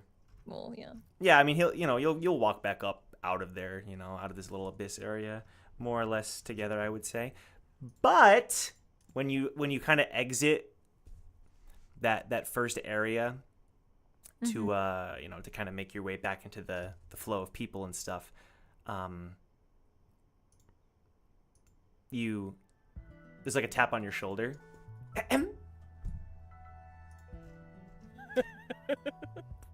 Hello, dearie. And Luke, he just keeps walking. He just keeps walking. Coward. You coward. He's like, I'll leave Just you like this old times, time. huh? Just like old times. Petal. I noticed we hadn't spoken after our meeting yesterday. And there's a little bird. Completely my fault. That's entirely my fault. Oh, no, dearie. Perhaps, but no. Do you need to talk about something in particular, Miss Petal? Well, now that you asked, she kind of leads you. Ah, We will be heading out soon, but I just wanted to confirm. Was your decision forced onto you? Would you really prefer Jahad's army over the workshop? Not that there's anything wrong with that, but if it's forced, that wouldn't be good. we must keep up appearances in support of Right. of all of that, but obviously See. I am quite devoted to the machinist arts, so We do sport quite the personnel over at the workshop. I'm a teacher myself, you see. And it just so happens that I believe you have personal connections there too. A teammate of yours? yeah, he's the one that I didn't copyright my arm in time. You ended up joining No. the team that won the workshop battle all those years ago. How delightful. It's been such a long time. Yes. Yes. Yes. Have you met any of our... You know who's another up-and-comer? And very handsome, too. Simon Dreyfus, son of the famed Dr. Dreyfus. I could offer a good word for you. Perhaps Do you I could... look single? Miss Petal, dang. The burn. Oh, I'm sorry. I didn't... She's like, she you look points over- single. You're... Okay, well... I'm just kidding. Oh, I'm sorry. I didn't realize... I didn't...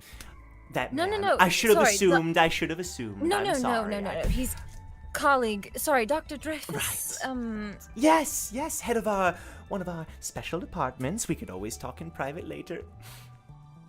I mean, of course, any opportunity to learn more of your excellence in craftsmanship, I would love to know. And if there's a single gentleman involved, Miss Petal, you got the vibes right. That's exactly I knew it. the combination. I could read you from miles away. She's Ace internally screaming, being like, she could? What? I'm out of practice. This is bad. Oh, just nods. Yes. You, if you catch me, yes. If you catch me. Great. Well, with that said, we'll talk soon. I'm glad to know where your heart lies. Mom's the word. Toodles. Walking real No, fast. real talk. Like, this is when you use the Dark Wind soundtrack, okay?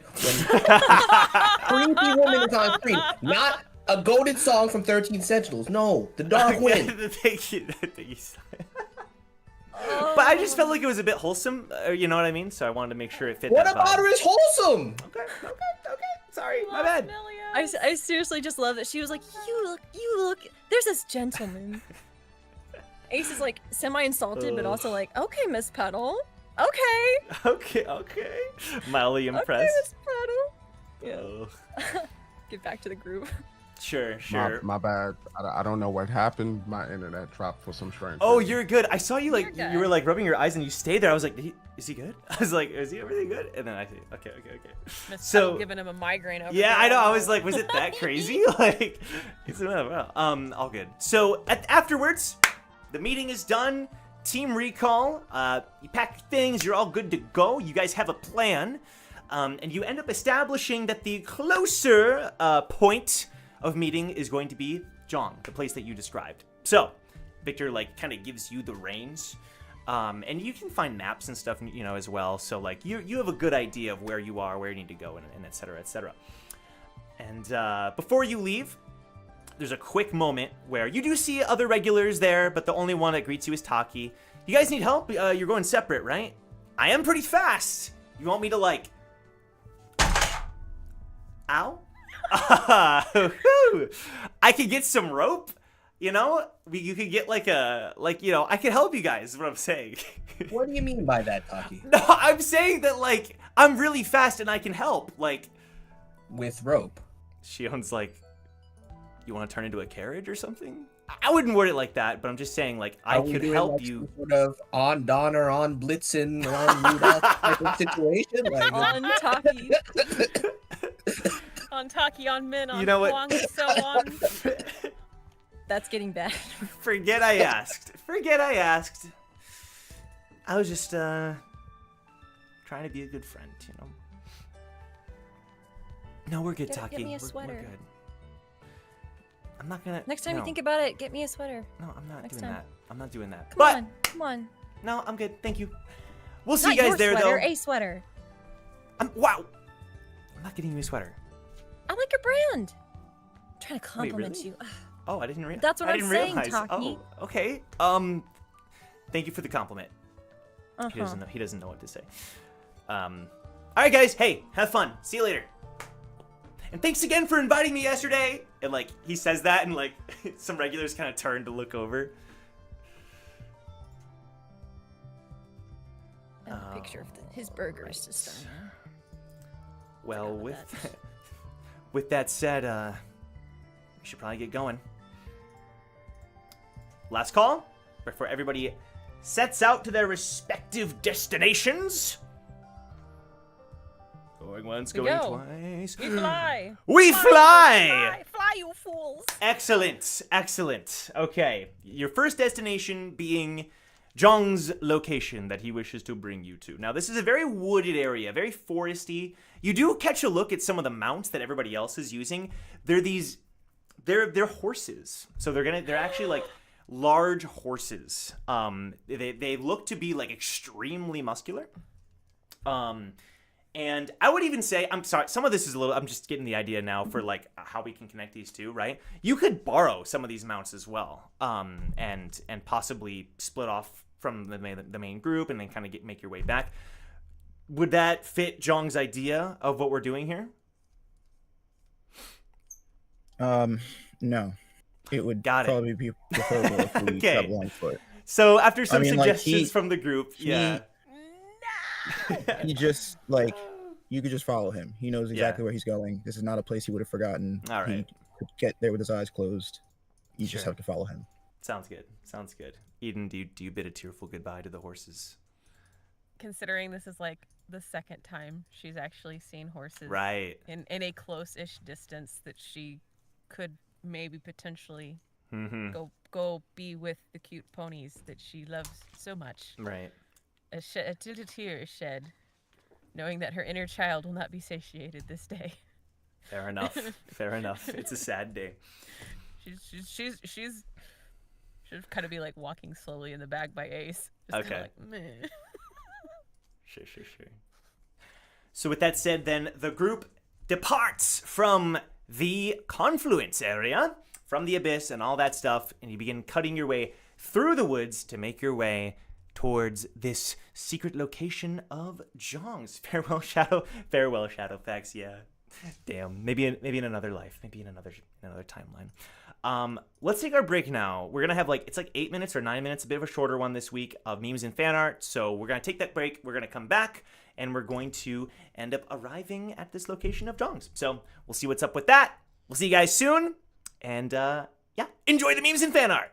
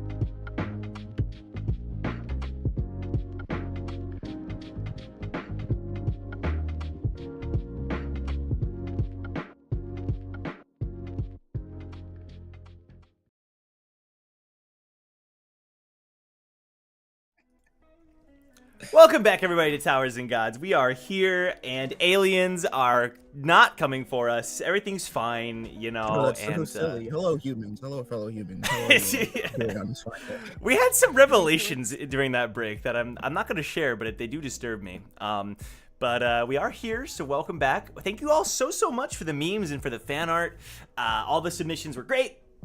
You know, and I appreciate just seeing people like the series and stuff. I've said it a million times. If you want to submit your own memes, your own fan arts, join the Discord link down below. And leave a like if you're enjoying the series, enjoying the episode. All right, Luca, listen. We just got back. You can't be doing this. You can't be doing this. Sorry. Say hi to Luca, everybody. There she is. Hi, A Cat. rare Luca cameo. Hey, as she- hey, baby.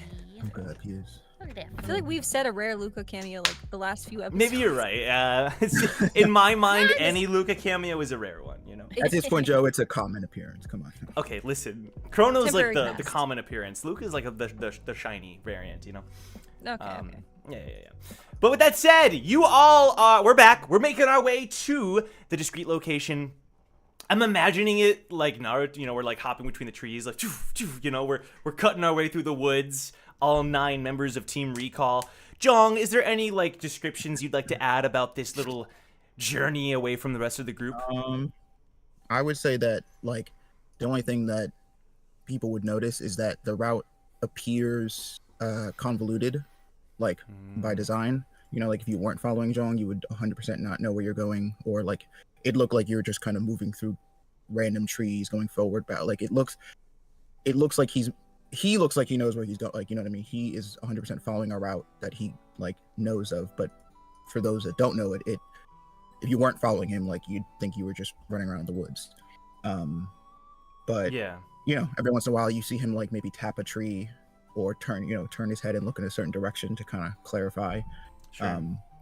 But yeah, it looks like, you know, he knows exactly where he's going. There'll be a moment, you know, during one of your stops where Leaf would look around. I'm surprised the nature here is almost untouched. It's beautiful, Jeong. And Victor would comment, yeah, I've definitely never been this way. We are getting further and further away from the area I know by the second. And you continue making your way after all these stops and such. I would say a good couple of hours at least would pass by, making your way towards this area. But is there any signs or things that people would start to notice as you approach the destination? Yeah, I would say that like the closer they get, where before they were moving through woods and, you know, it just looked like random woods. Now all of a sudden the trees are starting to look more separated, right? Like before we were moving through like a pretty dense pack of woods where, you know, there was a tree immediately to your left and right, but now it's like they're seeing some trees and then there's just like open space and then there'll be some more trees and like there's a lot more clearing and space, you know, where they're moving into. Gotcha. Is there any comments from other people in the group as you journey towards Jeong's destination? I don't know what else to call it. Jeong's destination? Anybody else? Nope. Just No following the leader. comments, but Wu is slightly more exhausted than normal. Noticeably so. Okay. Gotcha.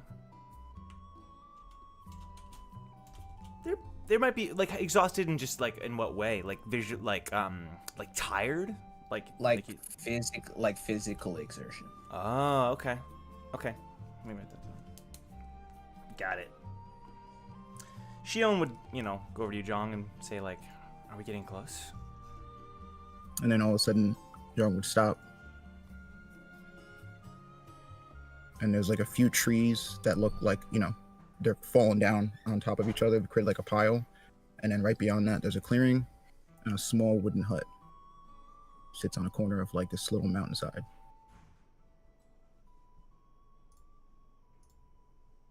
This is it.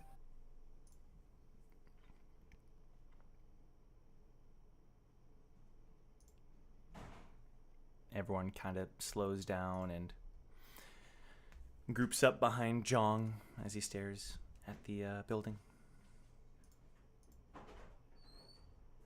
And he just stares at that pile of trees that's like collapsed on top of each other. Like if he steps over it, he's now sort of like in that territory, but it looks like, you know, he's taking a kind of a moment to, you know, maybe wondering if he should. Hey, Shion would walk up next to Jeong and hold his hand. You good?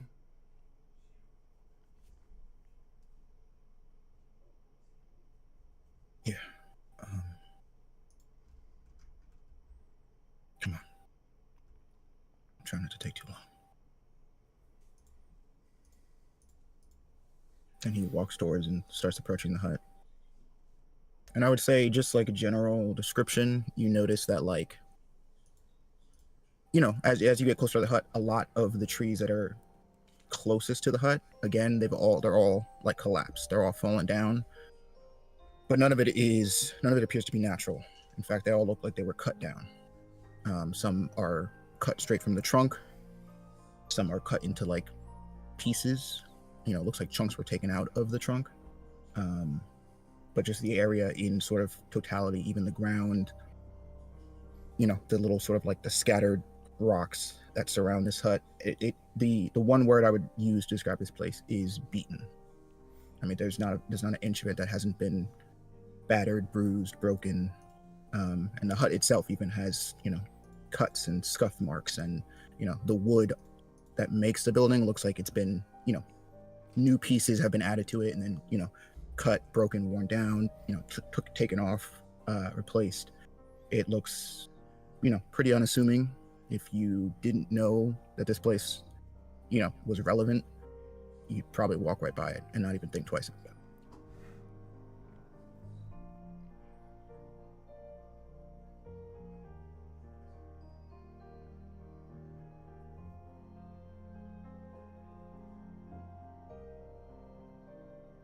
Jeong walks up to the front door of the hut.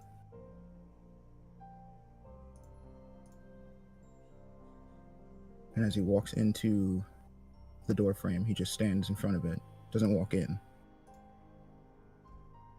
But he just looks around and then whispers to himself.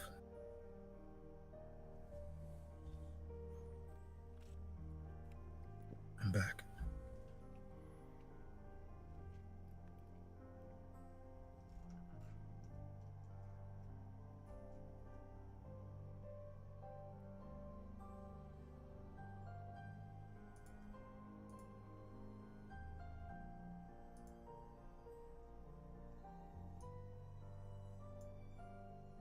And he goes and pulls his sword out. And immediately he starts hacking away and cuts off, you know, a pretty sizable piece of wood from the outer wall of the hut.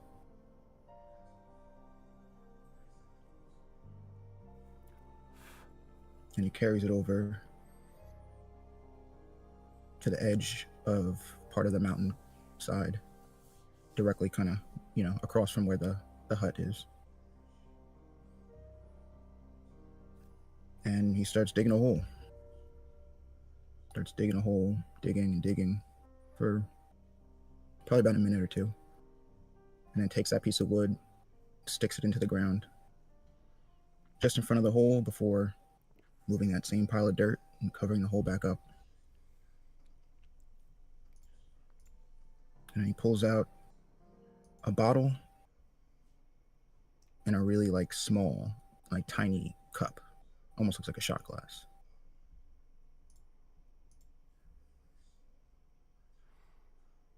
And then he takes his sword, pulls out of the sheath, and then stabs the sword right next to where the pile of dirt is.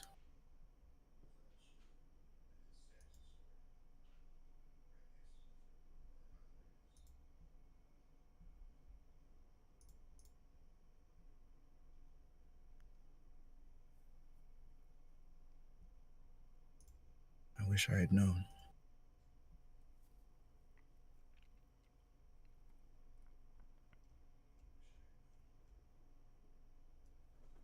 I wish you told me just once.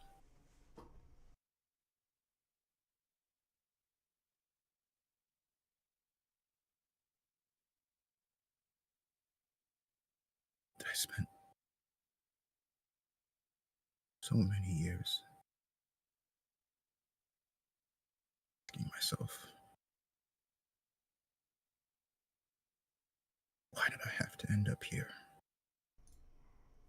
with you?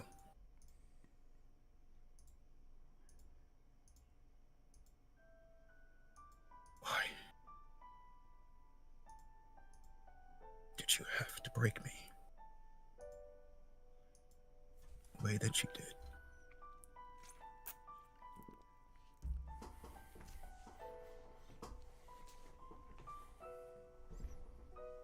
I wish I could blame you for it.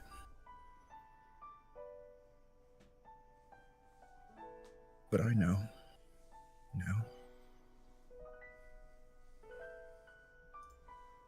that you weren't always the vicious, cold man that I knew.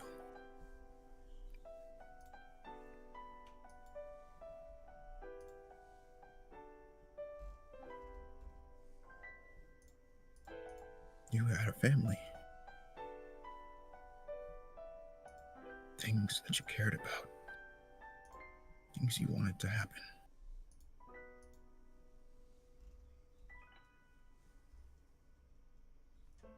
This tower took those things from you.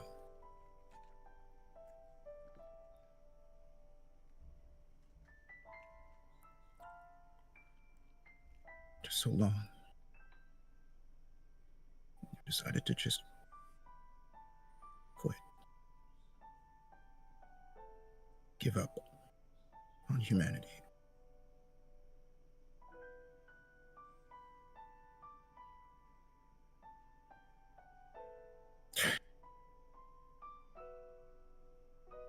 And what were you supposed to do?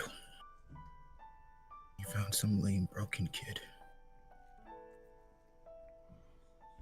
Nurture him.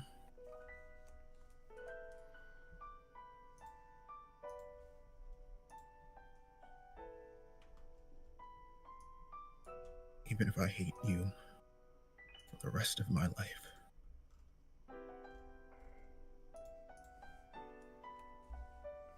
You wanted me to survive. To live long enough that I might one day learn to fix myself. Well, I'm gonna do that. You hear me? Can't do this the way you wanted me to.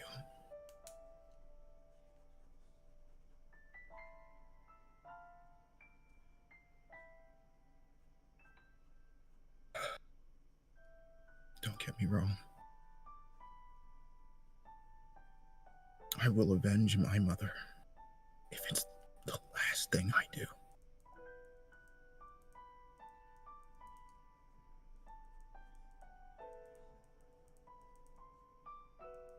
But I don't want to give up on people. Because there's a lot of really awful people.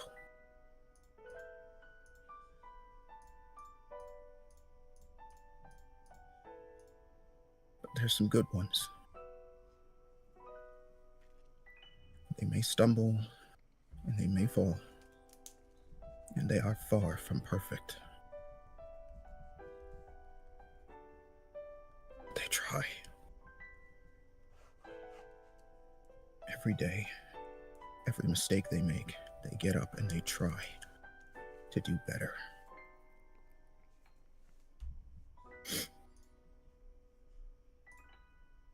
I've got no right to do anything less.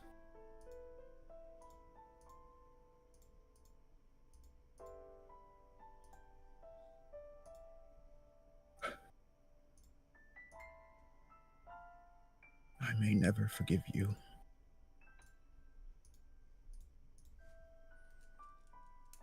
But I will not pretend not to know why you did it.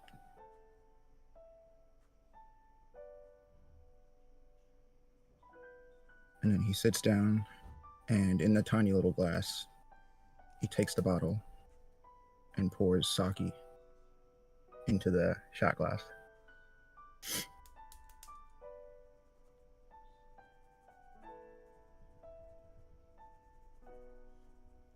So listen here,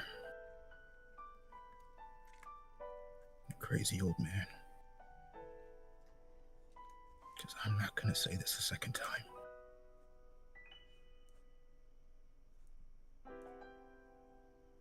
I'm going to win. Everything you did to train me. Everything you did to break me.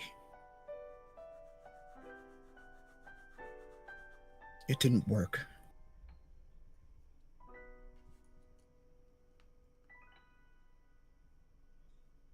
It's myself.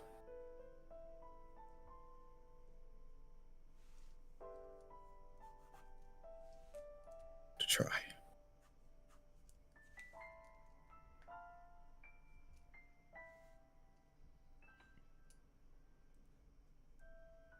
So you better be resting. With your wife and daughter.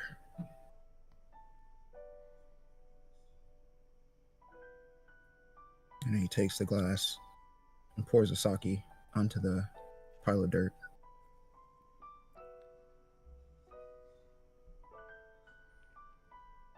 And, well, thanks for saving my life, Dad. And he stands up, pulls the sword out of the dirt, gives one last look to the tombstone. You leave this fight to me. And he puts the sword back in the sheath. He turns to the group. We can go. Done. Sorry it took so long.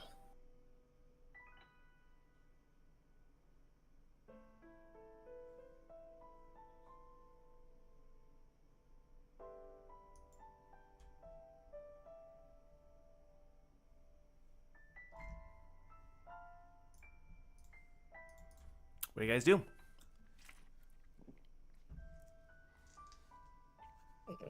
I'd say Wu is a little teary-eyed. Legitimately. He doesn't really say anything, though. Wasn't expecting this. So he just kind of keeps to himself. Sure, sure.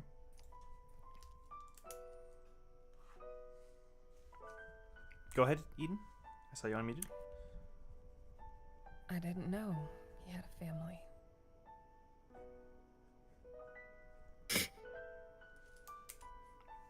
Yeah.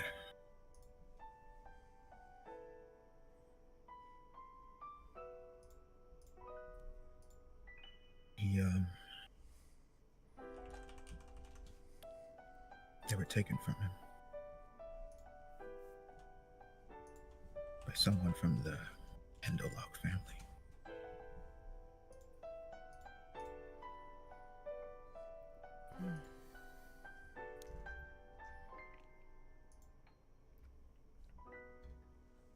Yeah.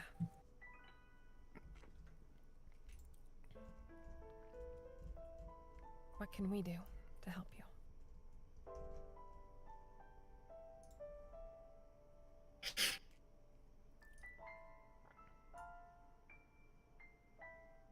I've already done more than enough.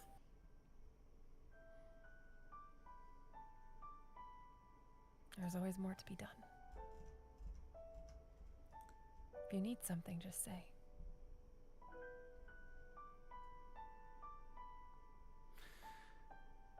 You got any more of the? He like points to the sake. Yeah, here. Thanks. He walks over to the makeshift grave. He mutters something to himself and then like pours a splash onto it. He like shakes it Still a little bit left. Hands it back to you. And Jeong has approached you, and she's like just standing near you, and with a kind of bittersweet smile. He just kind of grabs your hand and holds it. Okay.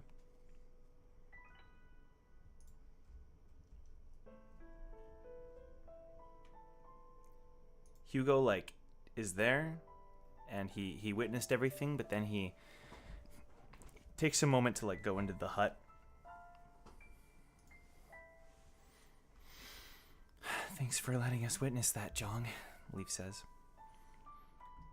I know that was important to you, and it means a lot that you wanted us to be here too.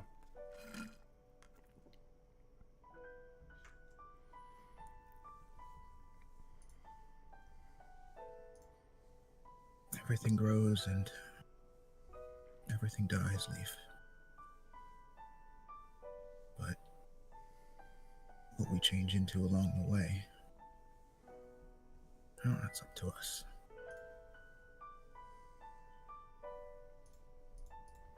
It's one of the first things he told me. Ironic, I suppose. I guess if you think about it, you've trained me, he trained you. She like goes over and like kind of kneels down next to it, and she puts her hand near the dirt, and she kind of like focuses, and then these like little flowers start to slowly rise out of the dirt around it. I can't promise those will last, but I hope you enjoy them, sir. And then she steps back. And you see he has this like look on his face. Like when she went to go kneel down to do it, he kind of like reached out towards her. Like it looked like he was going to stop her, but then like after she did it, he kind of looks at the grave with the flowers, and he just has this expression like he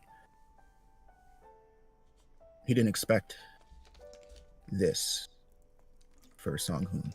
Mm-hmm. But now that he's seeing it, he's not exactly going to refuse it. Okay. Is he like bothered? No, I think he thought he would be. I think Okay. in his mind, he feels that maybe that's like too good for it. Like, Yeah. like he didn't deserve that. But Right. then seeing it, like it to him, it kind of affirms like how much better of a person like Leaf is in his mind. You know what I mean? Okay. Compared to someone like Song-hoon. Got it. Yeah, it makes sense. Nice place you have here. The hut and everything. You're a pretty terrible liar, Victor. Listen, it's you know, I can see how you could grow attached if you were in the right environment. I mean, the nature is gorgeous. What kind of training did you have you do around here? Go ahead, Ace. Well, no, I was just to go off of you, Victor. What even is this place? Right. Well, after my mother was killed, I didn't have anywhere to go. Seeing as I had been cast out of the family myself, technically dead. I refused him a few times, but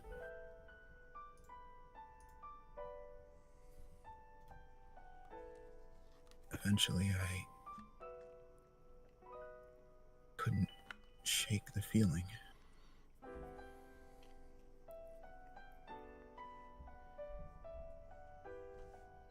He told me to come back here one day if I was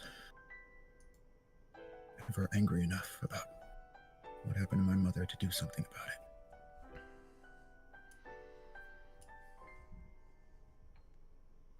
This is,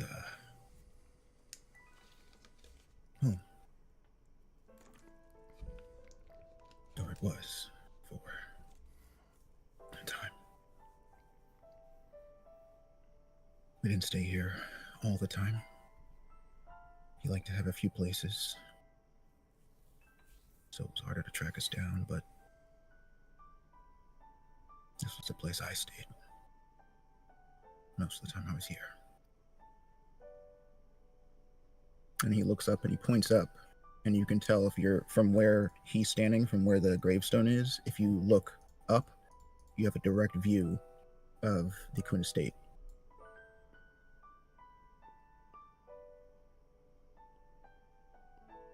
I told myself that seeing that place just on the horizon, I always keep that anger alive, but I think looking back,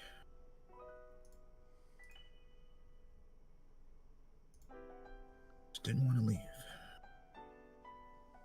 Not entirely.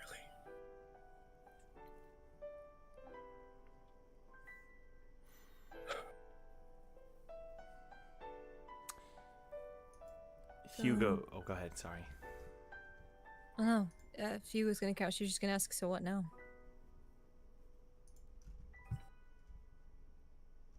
There's other stops we have to go to, I'm sure. I can lead us wherever we have to go.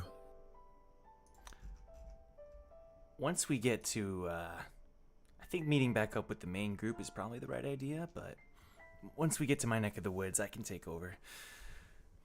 And then Hugo, he kind of exits the hut, kind of looks back, looks around. You can tell he's like looking at the trees and everything. He walks over to you, Jeong. Birds, huh? Was that kind of a symbol between the two of you or something?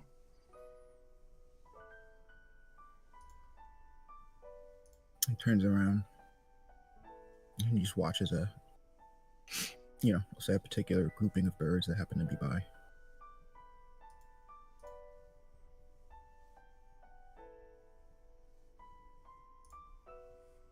He did like them, yeah.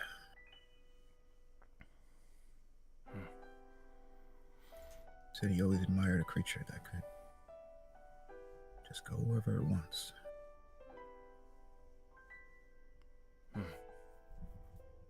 Explains what I saw in there then.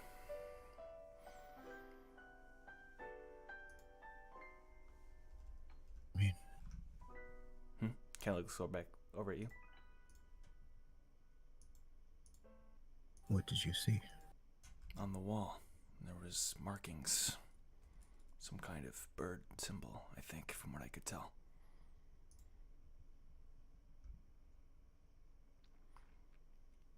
Then John kind of gives him like a look.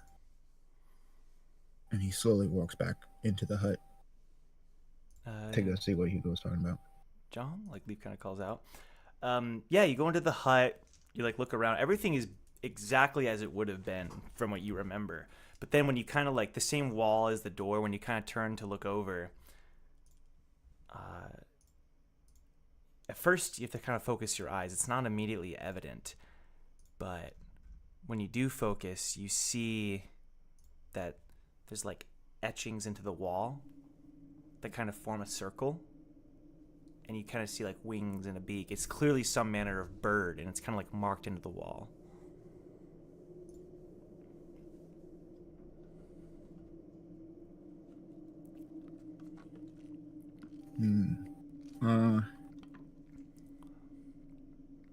I don't know, can I do like a roll to maybe ascertain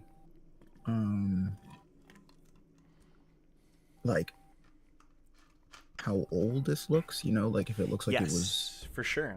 Yeah, okay, what would I would say have to roll roll? investigation. Investigation. Let me see.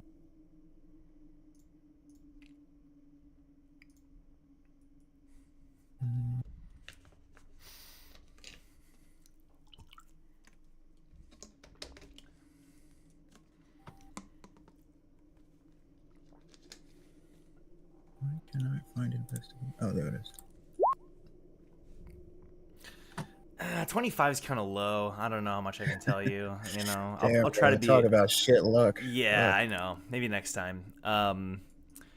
So you examine the markings, and you clearly, obviously, do not remember this being here, but when you examine them and you kind of feel the wood, how deep is the etching, and comparing it to the rest of the wood, you deduce pretty confidently that this marking would have been made around the time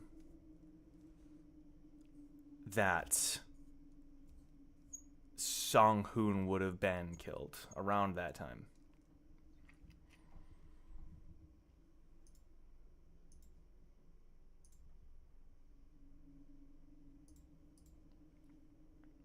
I would say he just kind of looks at the engraving. He just kind of runs his fingers, over it. Shion will also round the corner and look at what you're looking at.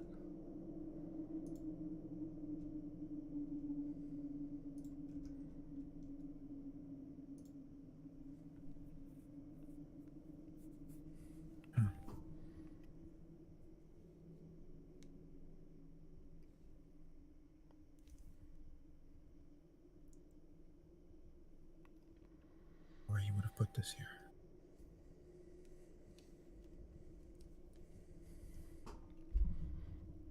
You said he liked birds, right?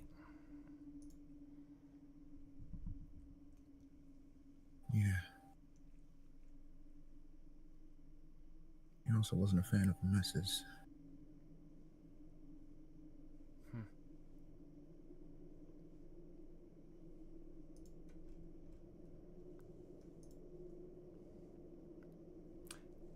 Hey guys, Victor kind of calls out. We're gonna be late for Hugo's picnic. We better get on the move. This takes priority. He's right. Let's go. But Jeong, I mean, are you sure? It's fine. Honestly, not a bad idea. As you head out, Shion goes back in, takes a bit of a snapshot with your pocket, and then you all leave. Mechanic training. Yeah, let's go. Let's States go. mechanic training. Pockets have cameras. Lesson 2 of mechanic training. Paramount stuff. What do we do when we see death symbols? What do we do, guys? Say it with me. Say it with me. Take a snapshot. Take a shot Take a selfie. Just take a shot of some variety. and forget it ever happened. So, I feel bad. So, I mean, Brack, we haven't cut to you much this episode, which I feel a bit bad about. But is there anything Brack does or says during this time? As everybody is, like, not paying attention and goes away, Brack goes back to the grave, and he leaves a bottle of strawberry water and walks away. Beautiful. Cool. Victor kind of gets the gang together, but Victor kind of stops everybody. Again, I could just do this alone. It'd be no big deal if you guys don't, if you all have bigger priorities, like seeing Victor's place for whatever reason he wants. It's totally fine. I mean, I'm definitely going with you, so Victor and I can have our 5 minutes later. Hey, I think Yeah. we're doing a bunch of team things today. Might as well keep it going. He listens to both of you. Okay, sure then. I mean, I do appreciate it. I don't want to make you think I don't. It's fine. Like I said, I think we're gonna be able to fit it all in time anyway. And Ace, we'll have our 5 minutes at some point. And right now, the That's what I cats said. are on the move. That's what I Door. said, Victor.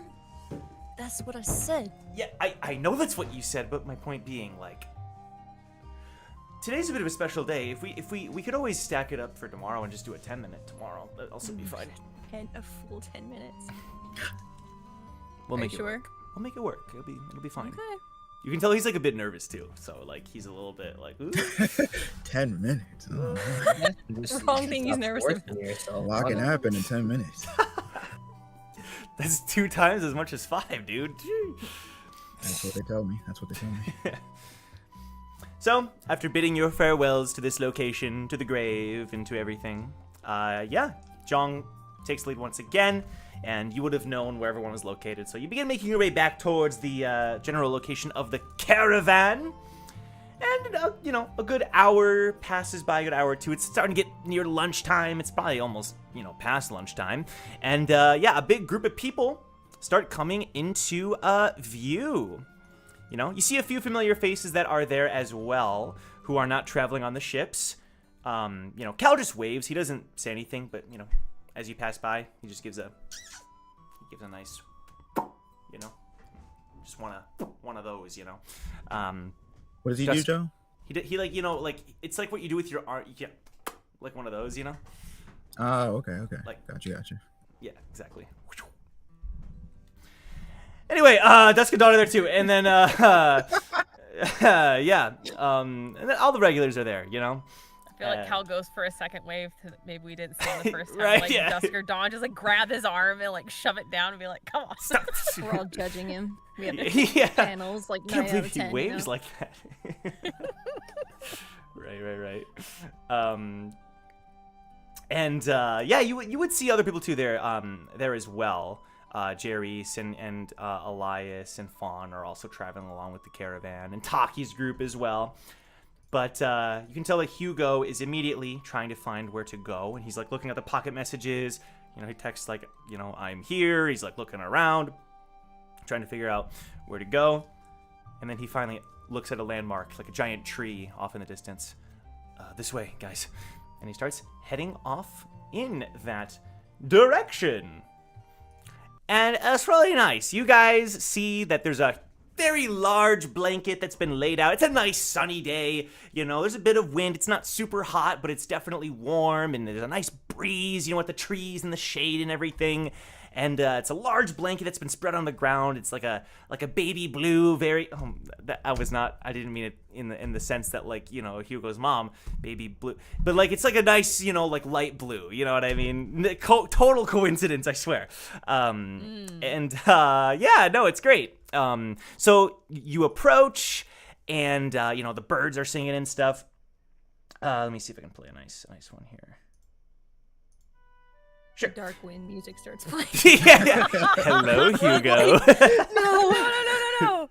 Something good for the reunion. Not our boy. And and you see that Molly is there. She's there along with the little kid, the little boy that was there before as well the previous day. And she waves over here, Hugo. And the kid gets up and starts waving as well. Hugo stops. He has to take a second before he continues over. And you all follow. Hi, Molly. This is my team. And he motions to all of you. He doesn't introduce you individual by individual, but he just kind of generally is this is Team Recall. And he just showcases everybody all at once. Yeah. Hello. There's some waves and stuff from the team. Oh, it's so good to meet all of you. And Molly goes over and shakes everybody's hand, and she kind of is already smiling, and she has this big grin on her face. Oh, Theodore should be here soon as well. And Hugo stops. Your father, dear? And Hugo's eyes go wide oh my god, what? Oh my god. Right. You got this. Right, yeah. Please sit down. We made sandwiches, didn't we, Oliver? If the kid had a different name, his name is now Oliver, and that other name is his middle name. I'm just preemptively doing that. His name is Oliver, okay? I don't think you gave him a name, but I'll okay, all right. I shouldn't have said anything. You're I don't care what I said. Fuck that shit. It's Oliver now. Yeah. So Oliver Twist. Okay. This woman's being rather sporadic. Is there any way we can get a read on that? I was gonna say I was gonna ask for an insight check, but I'll let you do it. Please. She's too damn happy. What the hell's going on? Hold on basically. So yeah, who's rolling insight? I am. Okay, go for it. and I'll Eden Wow, assisting. I'm I rolling remember like body crap count. today. Should I roll then? That was an 8. Are you're like inciting separately at the same time? Yes. Yeah, go for Because it. Eden is extremely suspicious of this. Oh, okay. Ace She's is mad. trying to be, but she's too distracted, keeping an eye on you. Sure. That's better. Wow. Let's The go. nat 20. So what Look, do you moms will suss out moms if they're moms or not, okay? So Yeah. What exactly are you inciting here? she's inciting if there's any like actual resemblance between Oh, okay. Molly and Hugo and this kid. Mhm. If there's any resemblance between Molly and the kid. And just Okay. like watching her actions to be like, is this an act? Because this Oh, feels like an okay. act. This feels like a little too perfect, a little too put on of like, oh my gosh, long lost kiddo. Sure. Um, Yeah. So, it doesn't feel like naturally motherly because it would be more worry instead of show. Oh, I see. Yeah. Because if you saw your kid for the first time in a long time, she feels like it would be more like concern. Tell me about everything. Like, are you okay? More concern rather than like, look at this cool picnic I put together. I see. Okay. Depends Okay. on why you gave up the kid. I see. Okay. Look, bro, Yeah. as long as she ain't ask for money, I mean, I say we hear him out. You know? right. Well, she's not Yeah. gonna do anything. She's just naturally suspicious. Sure. Yeah, I can send you a message if you want Okay. to. Yeah. Yeah. Let me just send a little message here. Perfect, People, perfect. meanwhile, feel free to just say what you're doing. You know, there's sandwiches and snacks that are out. So, what are your characters doing while I'm doing this? Brad goes to pick up one of the sandwiches. He bites into it. Hold that real quick. I'm gonna roll to see how alright. good they taste. Do it. Also, Yeah. where was that roll when I was making eggs? Dang it. True. That would have been way better. that was way more I have important. not rolled above an 8 this episode. Insight missed me. I feel like this is what Ooh, it is. terrible sandwich. Bite your tongue Wait, with you're not the that. one It tastes cooking. like a shoe. Who made these? This tastes like Take them back to the kitchen and burn them in the homemade bread. furnace. Homemade. I'm pretty sure she made them. Don't be rude. She should never cook again. Josh. Is he like sitting down while doing this or standing up? He's standing up. He's like this, eating the sandwich, kind of like in a proper position. Just Gotcha. I think Ace would, Backy be out. like, Ace would be like standing beside him, like in his shadow for like Labyrinth, and kind of like clasping her hands together. Like she's trying really hard not to hover over Hugo and like be concerned and be like, she's very touchy, so she's like physically just like Mhm. cementing herself beside Brack, really trying not to be overbearing. But it's been a bit since she's actually like hidden his shadow. Gotcha. Victor takes a bite. Could use a little bit more. What's the word? A little bit more. Salt? more. pepper, love. I'm sorry if the sandwiches aren't up to par. I simply wanted to create something that I thought was memorable. Well, try harder. Oh no! No, but Oh, that's it. Credit. Roll the credits. That's crazy, bro. That's crazy. He whipped out the spear and went for the heart. Yo. Someone's mother. Shio just like immediately elbows him. He's like, "What? Listen, like, I can help you. I can like, if you want to set something up, just, it's okay. We all start somewhere, and that's." And the kid, From the kid, contestant to Gordon Ramsay. That's crazy.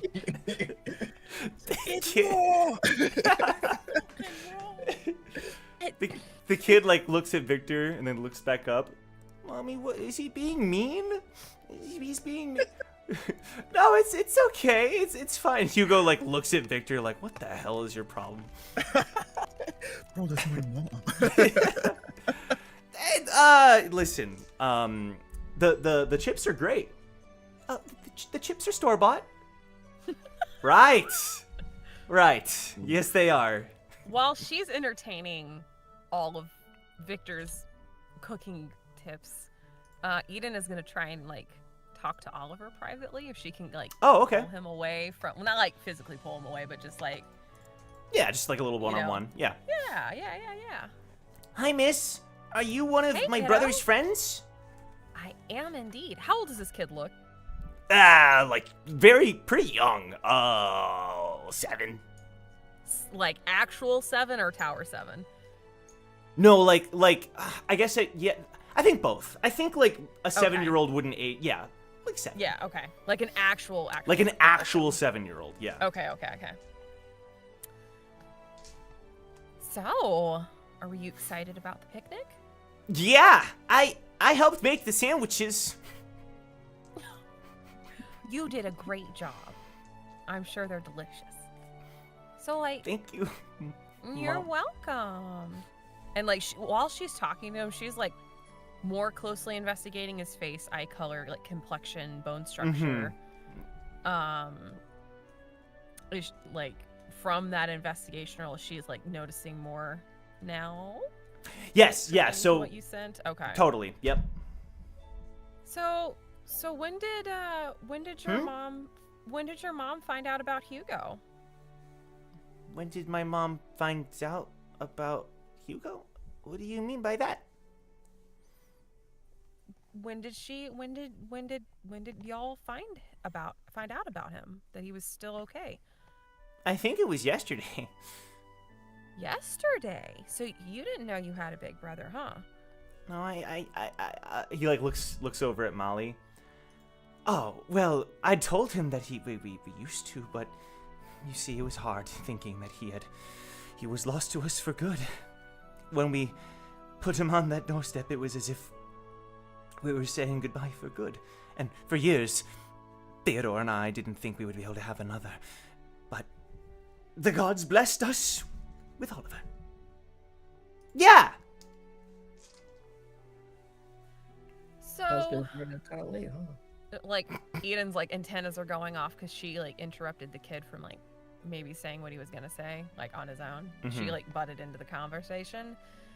So, when did you drop off this kid? And, like, what was the manner again? I'm sorry, I was speaking with, I was having my own meeting, so I'm a little Oh, uneducated of in course, this I'd be whole happy to entire t- meeting. And I feel as though Hugo deserves an explanation as well. Oh, I'm sure he does. And, like, Eden shoots him a look of, like, He's looking at you like, what are you trying to be do? aware. Kind of like one of the looks she would have given him in, like, the mirror train when they were together in Zhong's purification, of, like, something's Yeah. off. He looks confused, like, what? Mhm. Like, why are you? But he doesn't say anything. Simply put, my husband and I had gotten into quite a lot of debt, and we were being chased by bandits, and And what floor was this again? this would have been floor, well, not far from here, actually, floor 63. Floor 63. Floor 63. Okay. Yes. And do you remember what orphanage you left him at? We ended up not leaving him at an orphanage, but at a home. At a home. Did you make sure there was someone inside, or? We had seen that there were people there at some point. And what do those people look like? Eden, he looks at you. It's fine. My He's like getting apologies. weirdly defensive. She'll back off. No, I don't mean to cause any tension in the team by any means. That is not. Would you like more sandwiches? You can tell she's getting flustered. I'm sorry. What is your last name? Opens up notes to make sure I get it right. Grover. Grover. And now that you've rediscovered Hugo, and she'll kind of come out of Brack's shadow and finally like let herself get closer to him. In a semi like she's looking at the woman in a like I put on voices. So she's constantly aware of like what might be bad or that, but like now that you've reunited with Hugo, what are your plans? This is a grand picnic. Just wondering what the future holds. Well, that would be whatever Hugo wanted. And I meant to say this earlier, Hugo.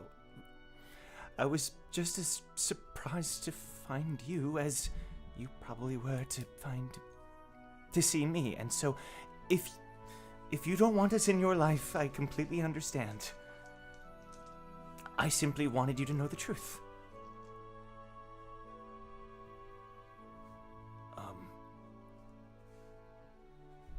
I guess I don't know. Yeah.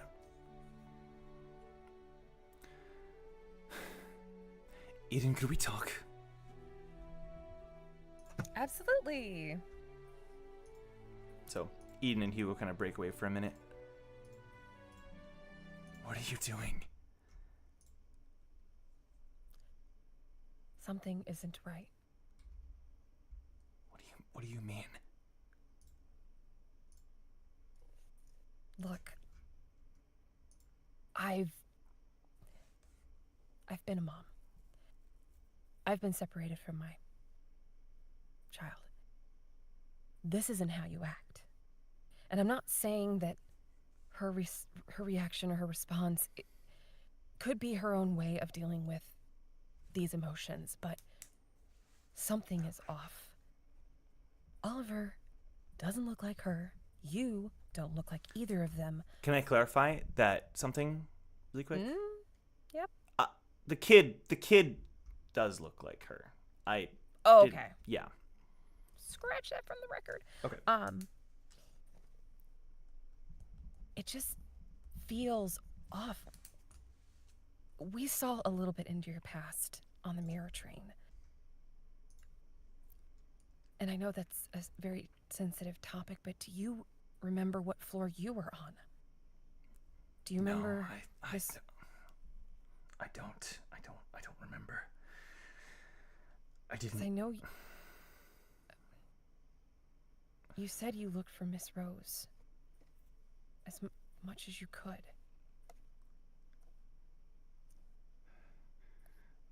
I just don't feel like floors are confusing. We didn't even know that we were what the tower really entailed at the time. It was a lot. I'm sure. I don't want to burst your bubble. I just want you to be careful. That's all. Okay. Yeah, And you're I right. apologize if I've upset you. No. And if I'm wrong, then you can spar with me later. Right. No, you're right. It's better to be cautious. That's what I've always said. Thanks. I just don't want you hurt anymore. Okay. He nods. Okay. She'll just pat him on the arm and back off. Sure. And then, yeah, you guys head back. And the kid's gonna go over to you, Brack. So, what's your name? The name is Double B. What's your name, little man? I'm Oliver. What does Double B stand for? Stands for Brack Bronson, a.k.a. Big Bank, a.k.a. Brax Bracken, a.k.a. Big Brack. What does Brack mean? I've never heard that name before. I don't know. It was a name given to me. Ooh, really? Wait.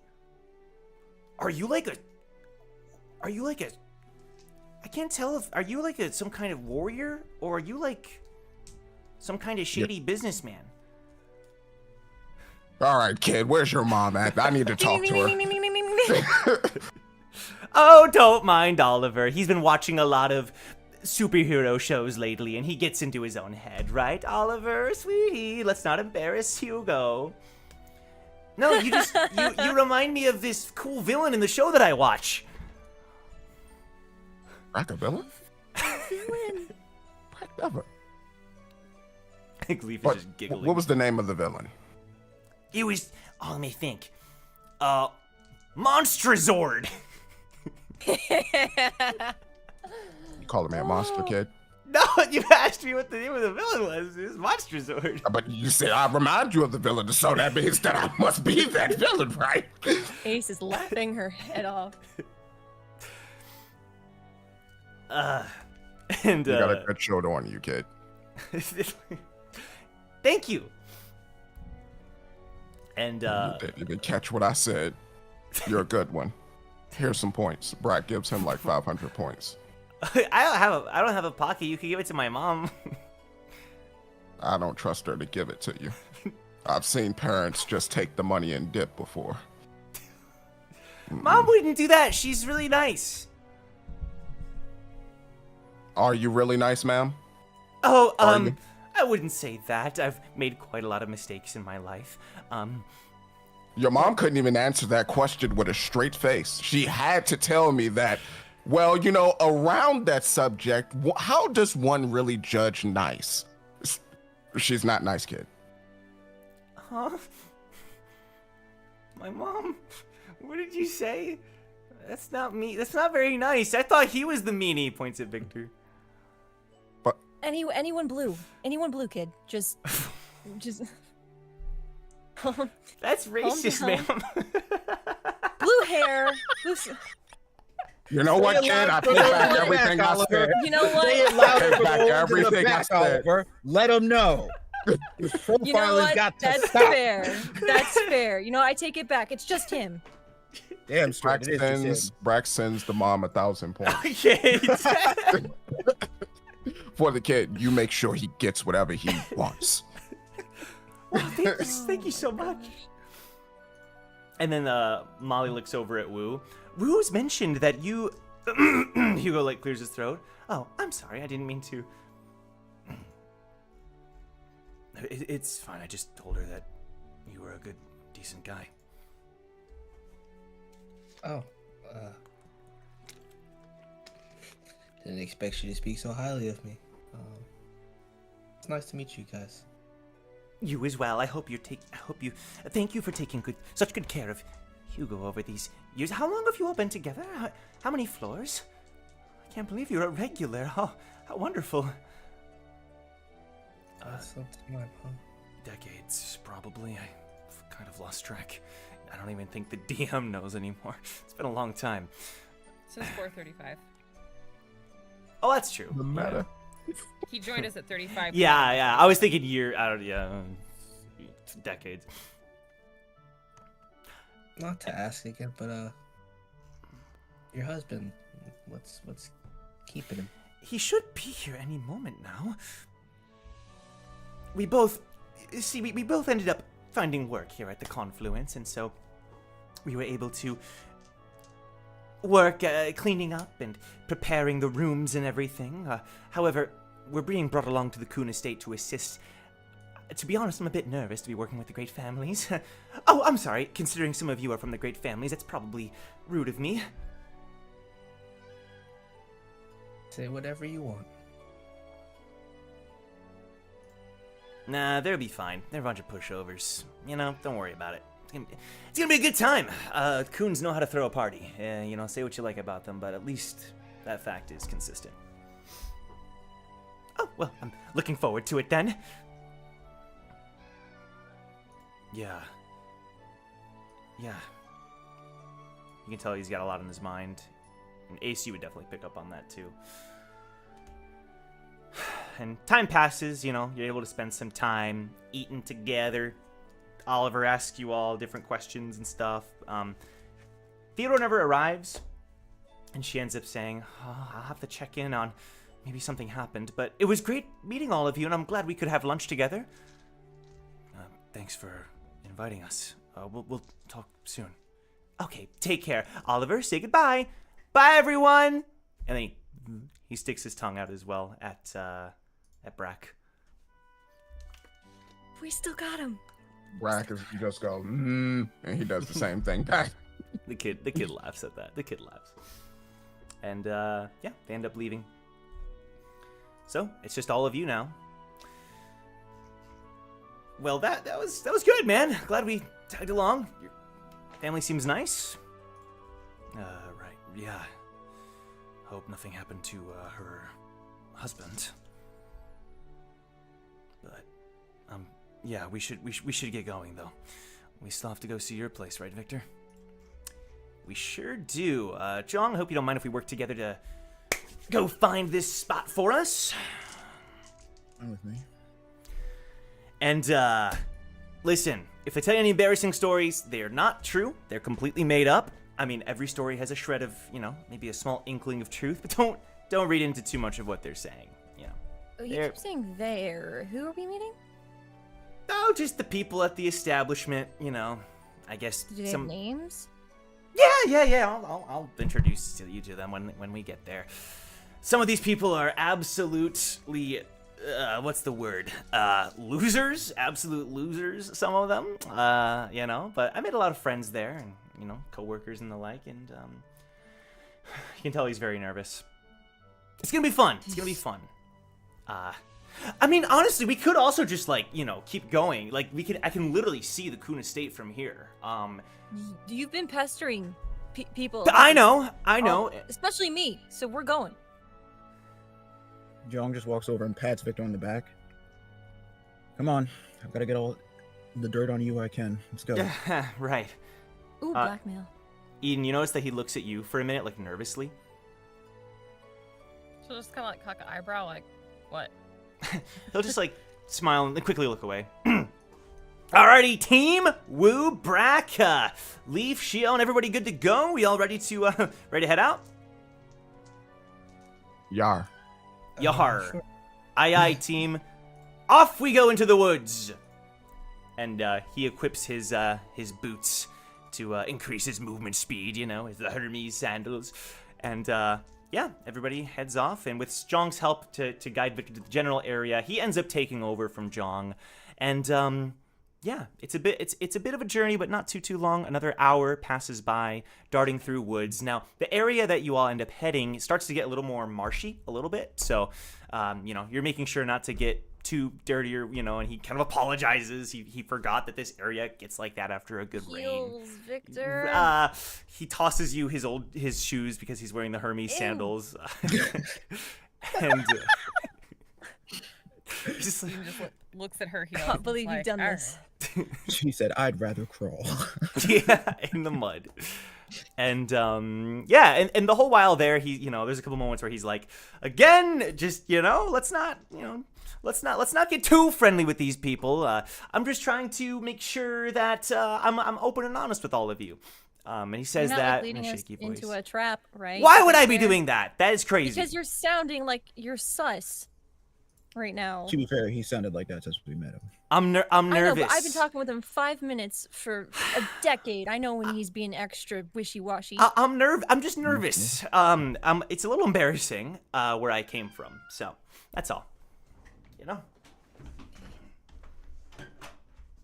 All right. Victor leaves. See you guys. I'm out. And yeah, so he keeps heading, in the general direction. And before long, he slows down, and you're starting to exit the trees into what would be a clearing. Okay, it's been so long. I wonder how this is gonna go. And he exits into the clearing. And you guys do see a building there, and you immediately, those of you who are on the mirror train, are able to recognize it is indeed the same building that you remember him being left at as a young lad, as a young baby child. But you can't help but notice some significant differences. The building looks to be abandoned. A couple broken windows. It just looks run down. There's no sign of life or anybody there. There's tall weeds that are growing everywhere, and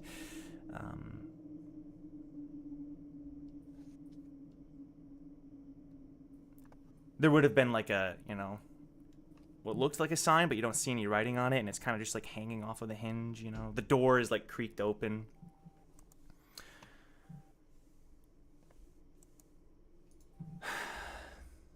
He just sighs.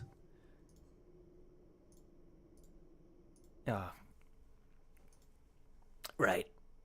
And he starts slowly walking towards it, And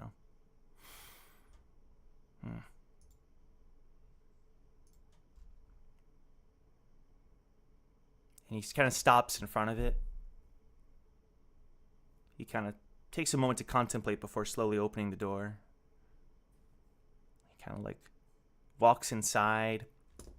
And when you walk into it's like very dusty. You can tell like used to be it was a fairly large establishment with like a stage and an old broken down piano in a corner, and chairs are on top of the tables with cobwebs and dust everywhere. He walks in just a couple steps. He just kind of chuckles to himself. Yeah. Damn, it's kind of weird. I forgot that, what's it been? 40 years since I've been here? Guess a lot can happen during that time, huh?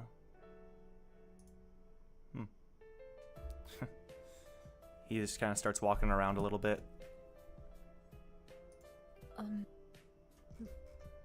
What was your favorite spot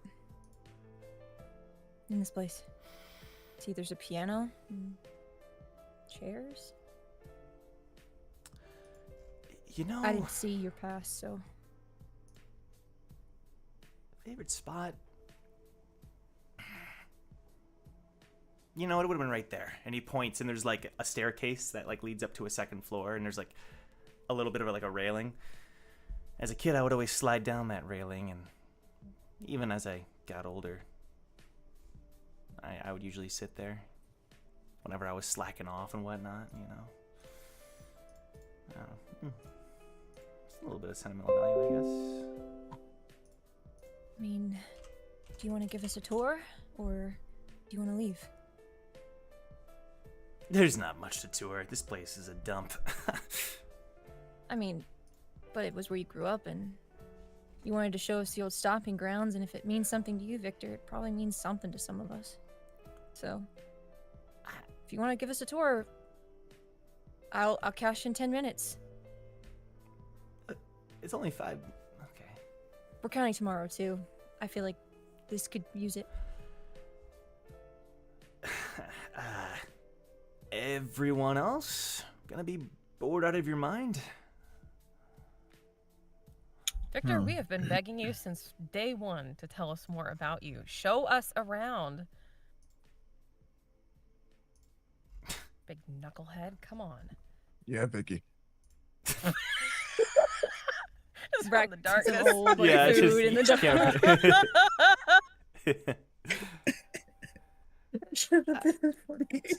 I know. Just something with the camera off. Just Yes. Do it. You know you want to.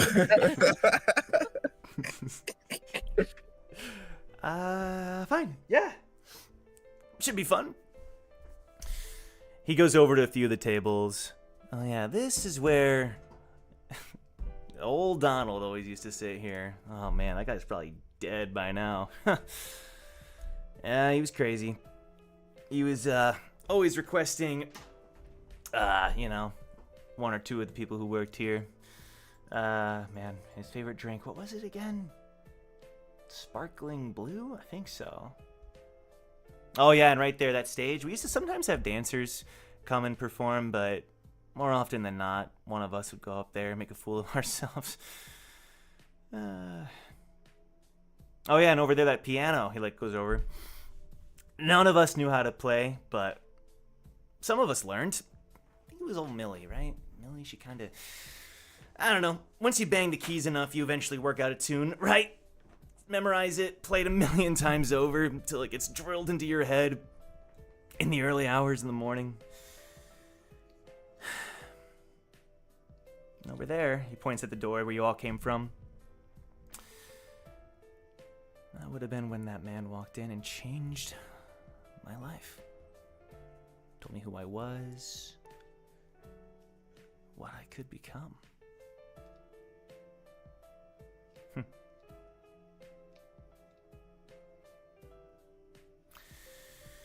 I stopped dyeing my hair.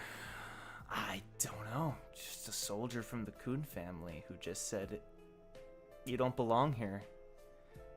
And I was on that railing, actually, with one of the clients, and it just, ever since then, it was like, as much as I liked the simplicity here, it was like none of it mattered anymore. It was like I'd been reborn. Like this was the life I'd always meant to live. I just didn't know it yet.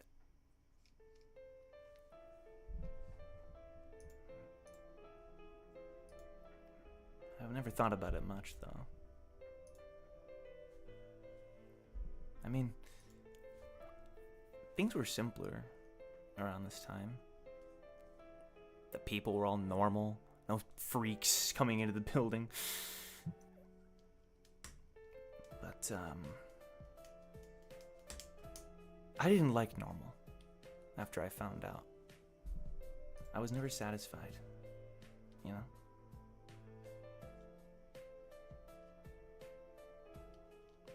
Felt like I'd been in a temporary bubble that I didn't know I was in. Like a fish who didn't realize they were swimming in a pond, you know?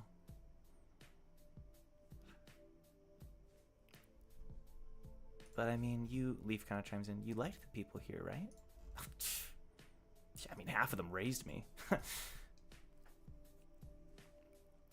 Part of me does miss it, you know, the simplistic living, just day to day, same old, same old. Little changes here and there. It was fun. It's interesting. I liked it here. I became an adult here, you know, I started working here. It was simple, I guess. But I've always been kind of embarrassed about it. I'm from the Khun family, and yet I lived and worked in a place like this. It's something I never would have been able to tell you guys when we first met, you know? You're not ashamed, are you? No. I'm not ashamed, but I definitely...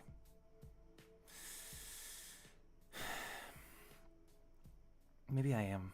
Maybe I used to be ashamed. A little bit. Maybe. But now it's more like... It's more like...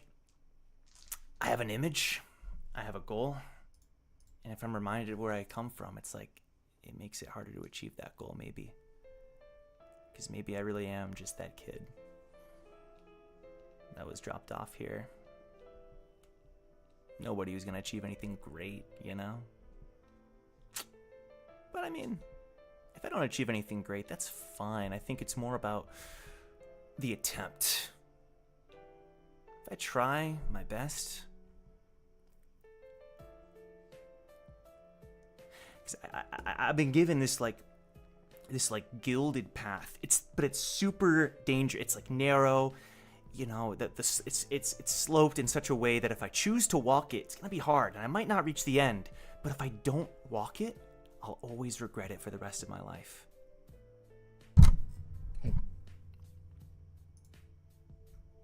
Well, from my perspective, it seems like you're doing just fine. I mean, the great Jeong and Victor is all about the adventure, right?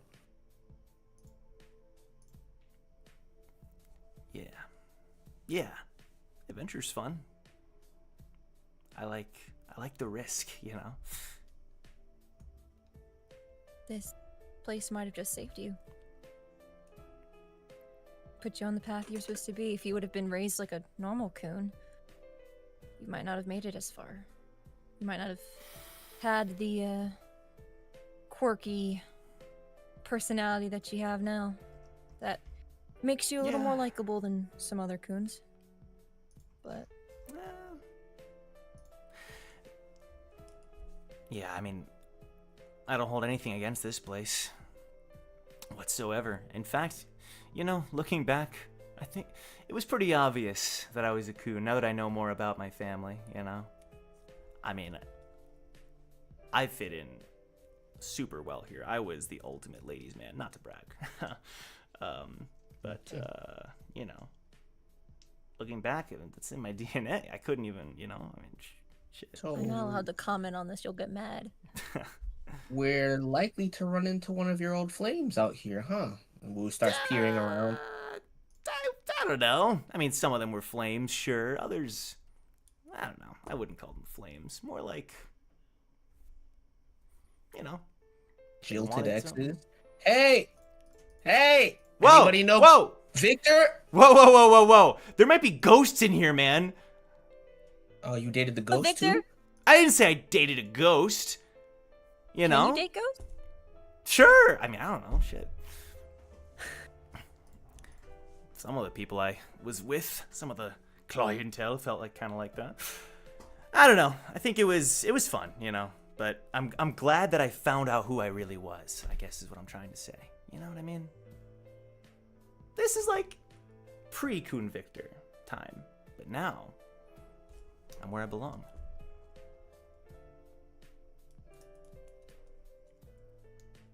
Yeah.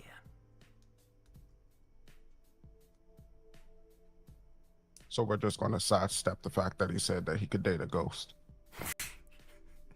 I didn't say that that. That can be on you. Is the piano still work? Don't. I don't know. He walks over to it. Eden? Anything's possible. Yeah, Eden, you wanna give this a shot? Ace will try to tune it or try to fix the stuff real quick for Eden. I mean, I can try. Give me a performance check. Oh boy.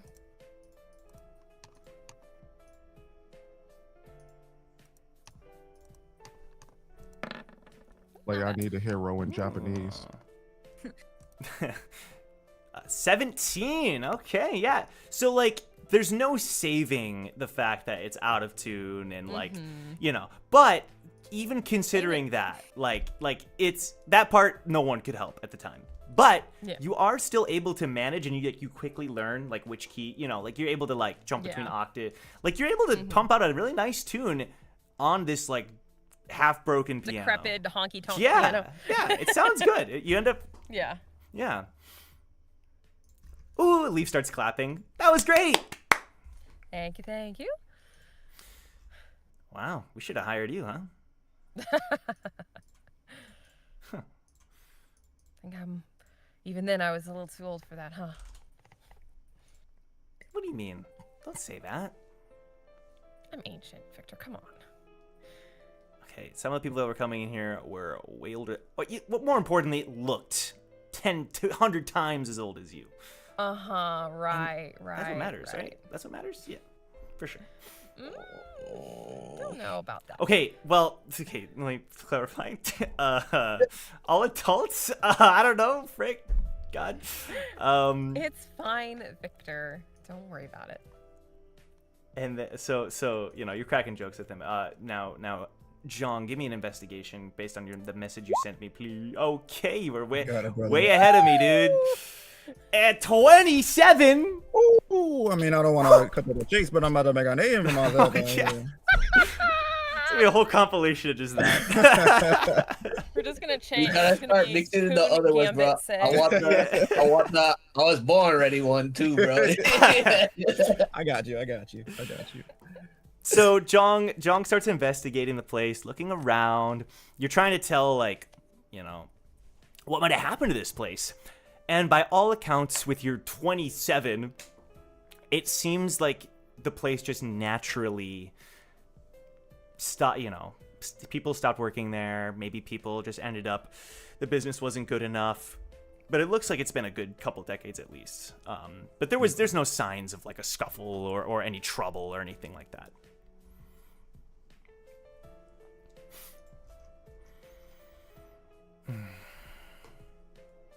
Well, I'm glad. I appreciate all of you coming this way. You don't think about me any differently?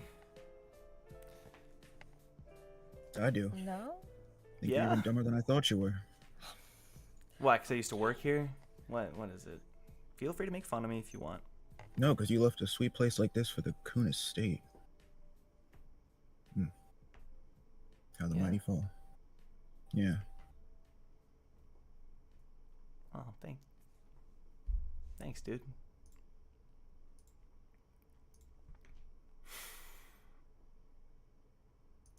Well, good. I'm glad. The great Khun Victor. Origins of a brothel, bar, place. But look where he goes. Look what he has become. A master chef, a tower chef, an entrepreneur, member of the syndicate, treasure hunter, ladies' man, and most importantly,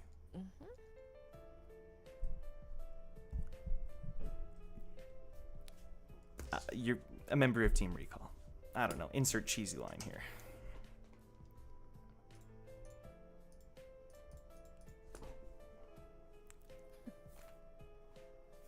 Thanks, guys. It means a lot. Seriously. And I don't know why you were ever worried. This is all the information you sat on for years, and she'll just kind of like lightly punch him in the shoulder. What are we gonna do with you? yeah, no, that's true. It was kind of stupid, I guess.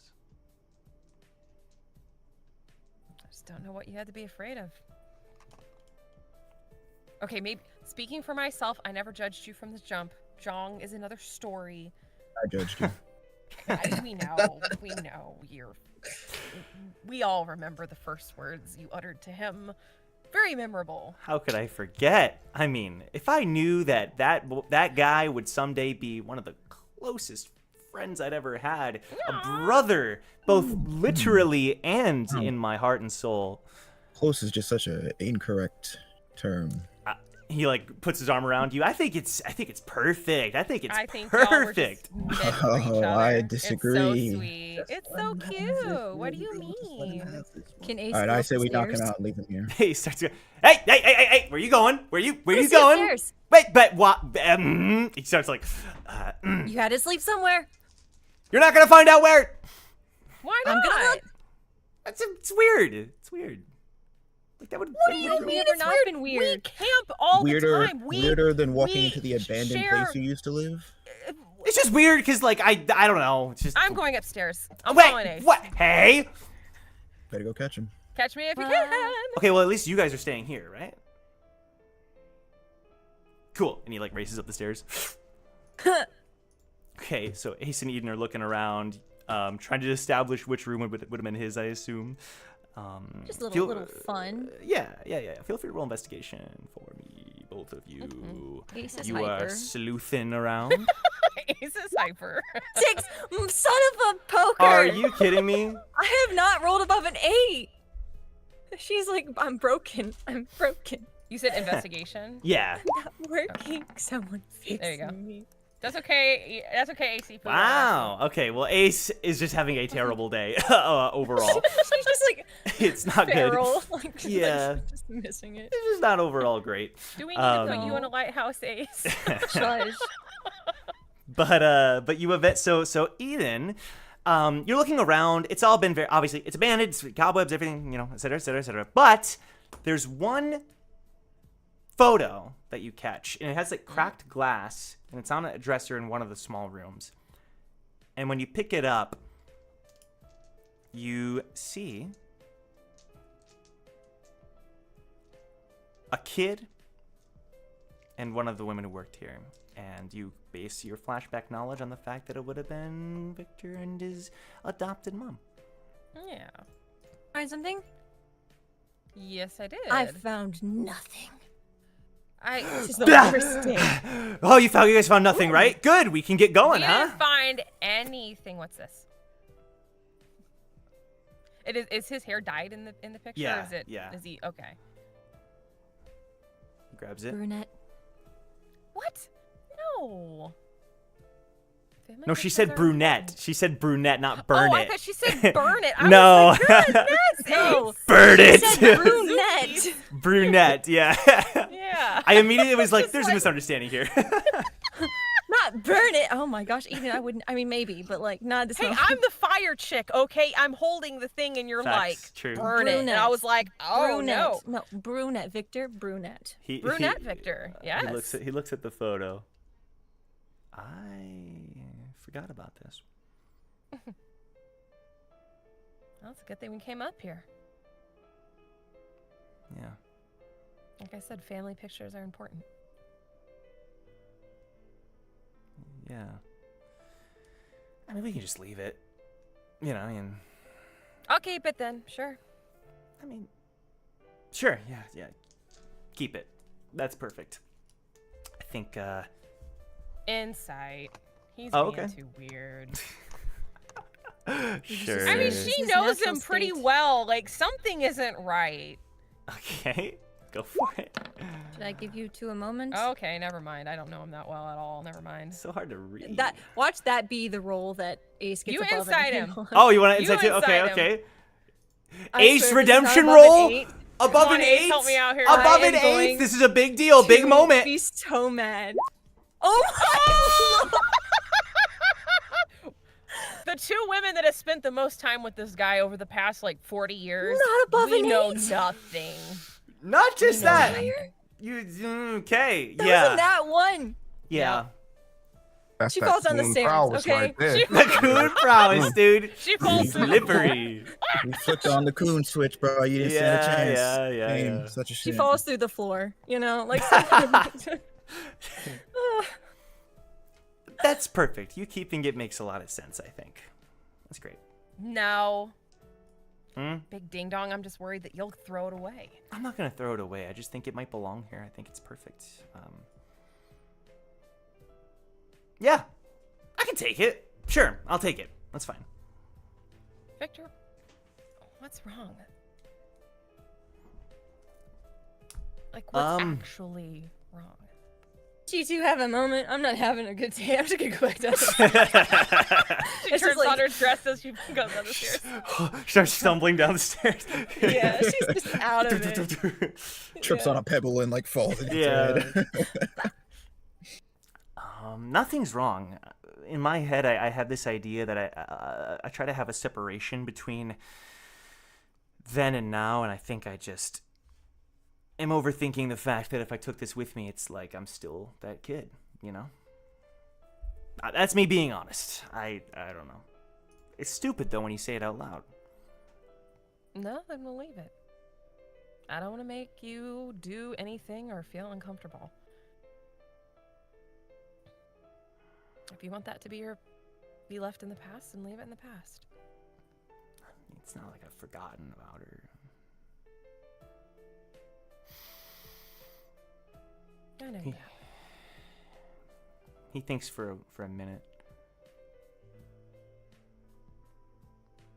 He holds out his hand to take it.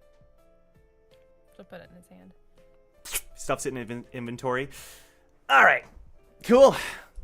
Well, Eden, since we are in this location, would you like to pay for my services? Oh my gosh, Victor, I'm are you just- actually no. I'm back in my old place. It'd be like returning to my room. I'm just offering, just in case. But okay, okay. No. I'm kidding. What is wrong with you? I'm sorry. I'm just trying to. You're trying to what? I don't know. It was a joke. It was a joke. I know you're lying. Do you want to be honest with me? I know it might hurt for the first time ever, but like, you can try. Honest about what? Anything. You've held on to stuff for this long.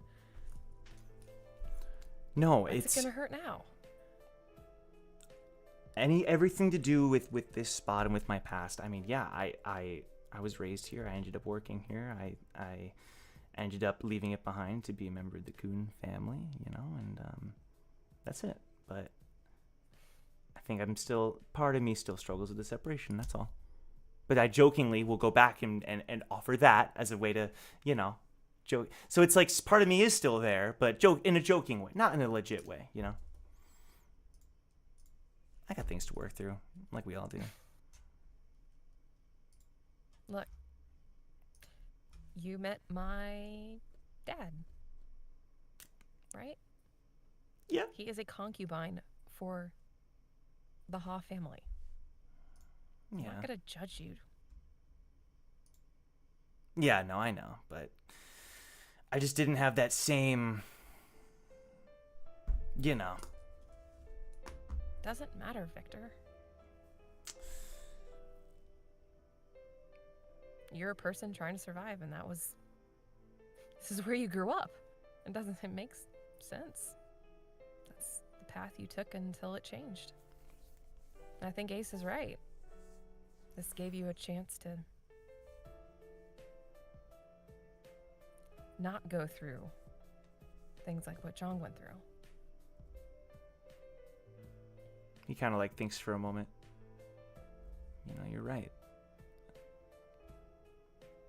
For a second, I used to be a bit jealous of Jeong, but no, you're right. He died. Exactly. He got killed. That's kind of fucked up. Yeah. So. Yeah, I know that's true. You're helping me work through this, and I appreciate that. Anytime. It's just a worth thing. You don't think you're worth anything? Do you want me to actually pay for your services so you feel a little bit better? No, because then in that case, it's not real. You know, you're just paying for it. Right, you know, which I wouldn't blame you for wanting to do. We left all that real stuff in the past, right? All right, guys, we'll be in the car. If you, y'all, you know, if you're good here, we'll just. We're coming, John. The engine is on, bro. We There's like a McDonald's down the road. McDonald's down the road. Happy hour is for only one more hour, so like I'm not trying to rush you, but we can come back. We can come back. Actually, let's do that. Let's do that.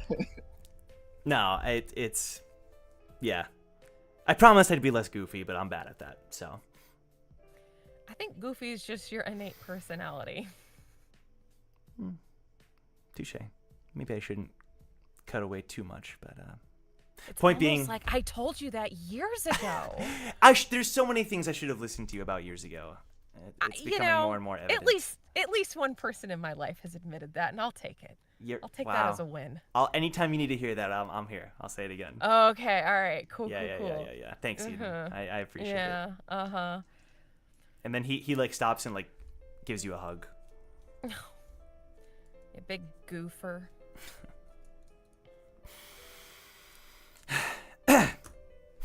I'm glad we came here. Help me solve some issues. Well, like I've offered 1,000,000 times, if you ever need anybody to listen, I'm all ears. Same to you. All right, guys, we're coming down. He starts heading down. Eden gets like a really wry look on her face.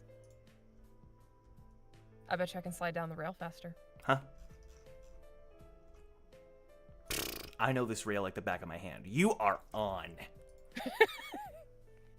All right. Sleight of hand, please. Or no, acrobatics. Yeah, acrobatics. Yeah, this makes way more sense. Okay. She's trying to make him feel better because she can tell he's still not quite right. I see. Y'all's rolls.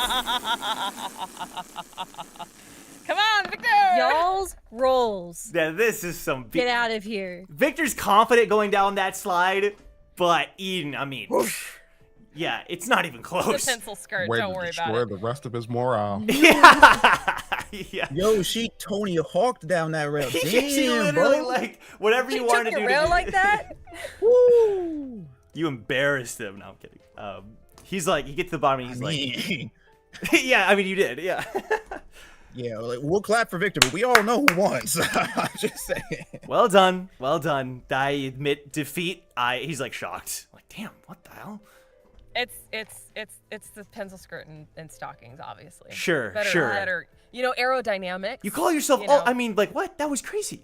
Jeez. Victor, I am ancient. Yeah, that didn't look like it. Jeez, that was crazy. Look, it was probably your coat that got hooked on. And like I said, I'm Okay, sure. It's fine. It's fine. But it was good for old times' You sake, lost huh? the moment you accepted the bet in the first place. I didn't bet anything. Oh, I'm not Just talking by to you. pride. Oh, hush. You're I'm talking to fine. Victor. And you all kind of jokingly, laughingly leave the establishment. You can tell Victor is in a much happier mood, and he Good. seems like he has a lot that is relieved there. Good for him. Damn. Okay. Continue. All right. Good for him. Good for you. Jeez. He just has his muddy boots on. So glad. So freaking glad you were jabbing in a like, full body cast. Yeah. Okay. Fucking sucks. Okay. The last thing I want to do. This is the final part here. I want Ace, like, you would have been like reflecting, right, on like I forgot to do this earlier, so we can just say like while you're waiting for Khun and or Eden and Victor and all that stuff. The stuff that happened with you really quick with you and Luke. What emotion would you have been feeling after that? What was it? What was Ace feeling? You know? She's compartmentalized a lot of it into Yeah. she's gonna fix it, but I think it comes out in her destructive tendencies. Okay. That she's been rather, and like how she like went against Brack and was like just saying stuff out of her mouth. Like Sure. when she doesn't have that discretion, she's like spiraling. So it's not as like noticeable because she's good at covering it, but she was definitely feeling kind of like she doesn't know what to do. And it's like that weight on her shoulders of I'm a daughter, I'm an heir, I have used to be none of these things, and I don't know, I have to fix it. I gotta steal, and the last time she stole, she ended up in prison and is sold to the army. And they crystallized. Okay. So she's just kind of like, it's a lot. So you would say like stress for sure. Yeah, Like like a yeah. lot on her shoulders kind of thing. That's Sure. reasonable, yeah. So you would have felt this like a little bit of a calling, a little bit of a twinkling from a certain crystal that was given to you in your possession, a certain little Shinsu being activated perhaps, a little bit of a change that's been made. And when you examine the essence of everything, it has changed color. You find that it is now a dark, almost like black coloration, and it shimmers and kind of glows and sparkles.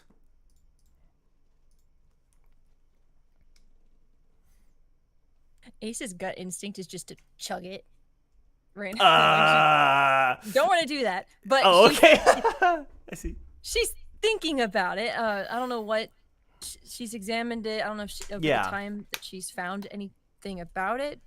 All you're gonna pick up on. Oh, go ahead. I'm just saying that she is rather impulsive right now. Okay. There's some connection. Something that you did would have like done this. It's you. Like whether it's father's words echoing in your head or like the events that played out, it is connected to you in some way. It has like somehow attached itself to what happened to you in some way. That's all I'm gonna say.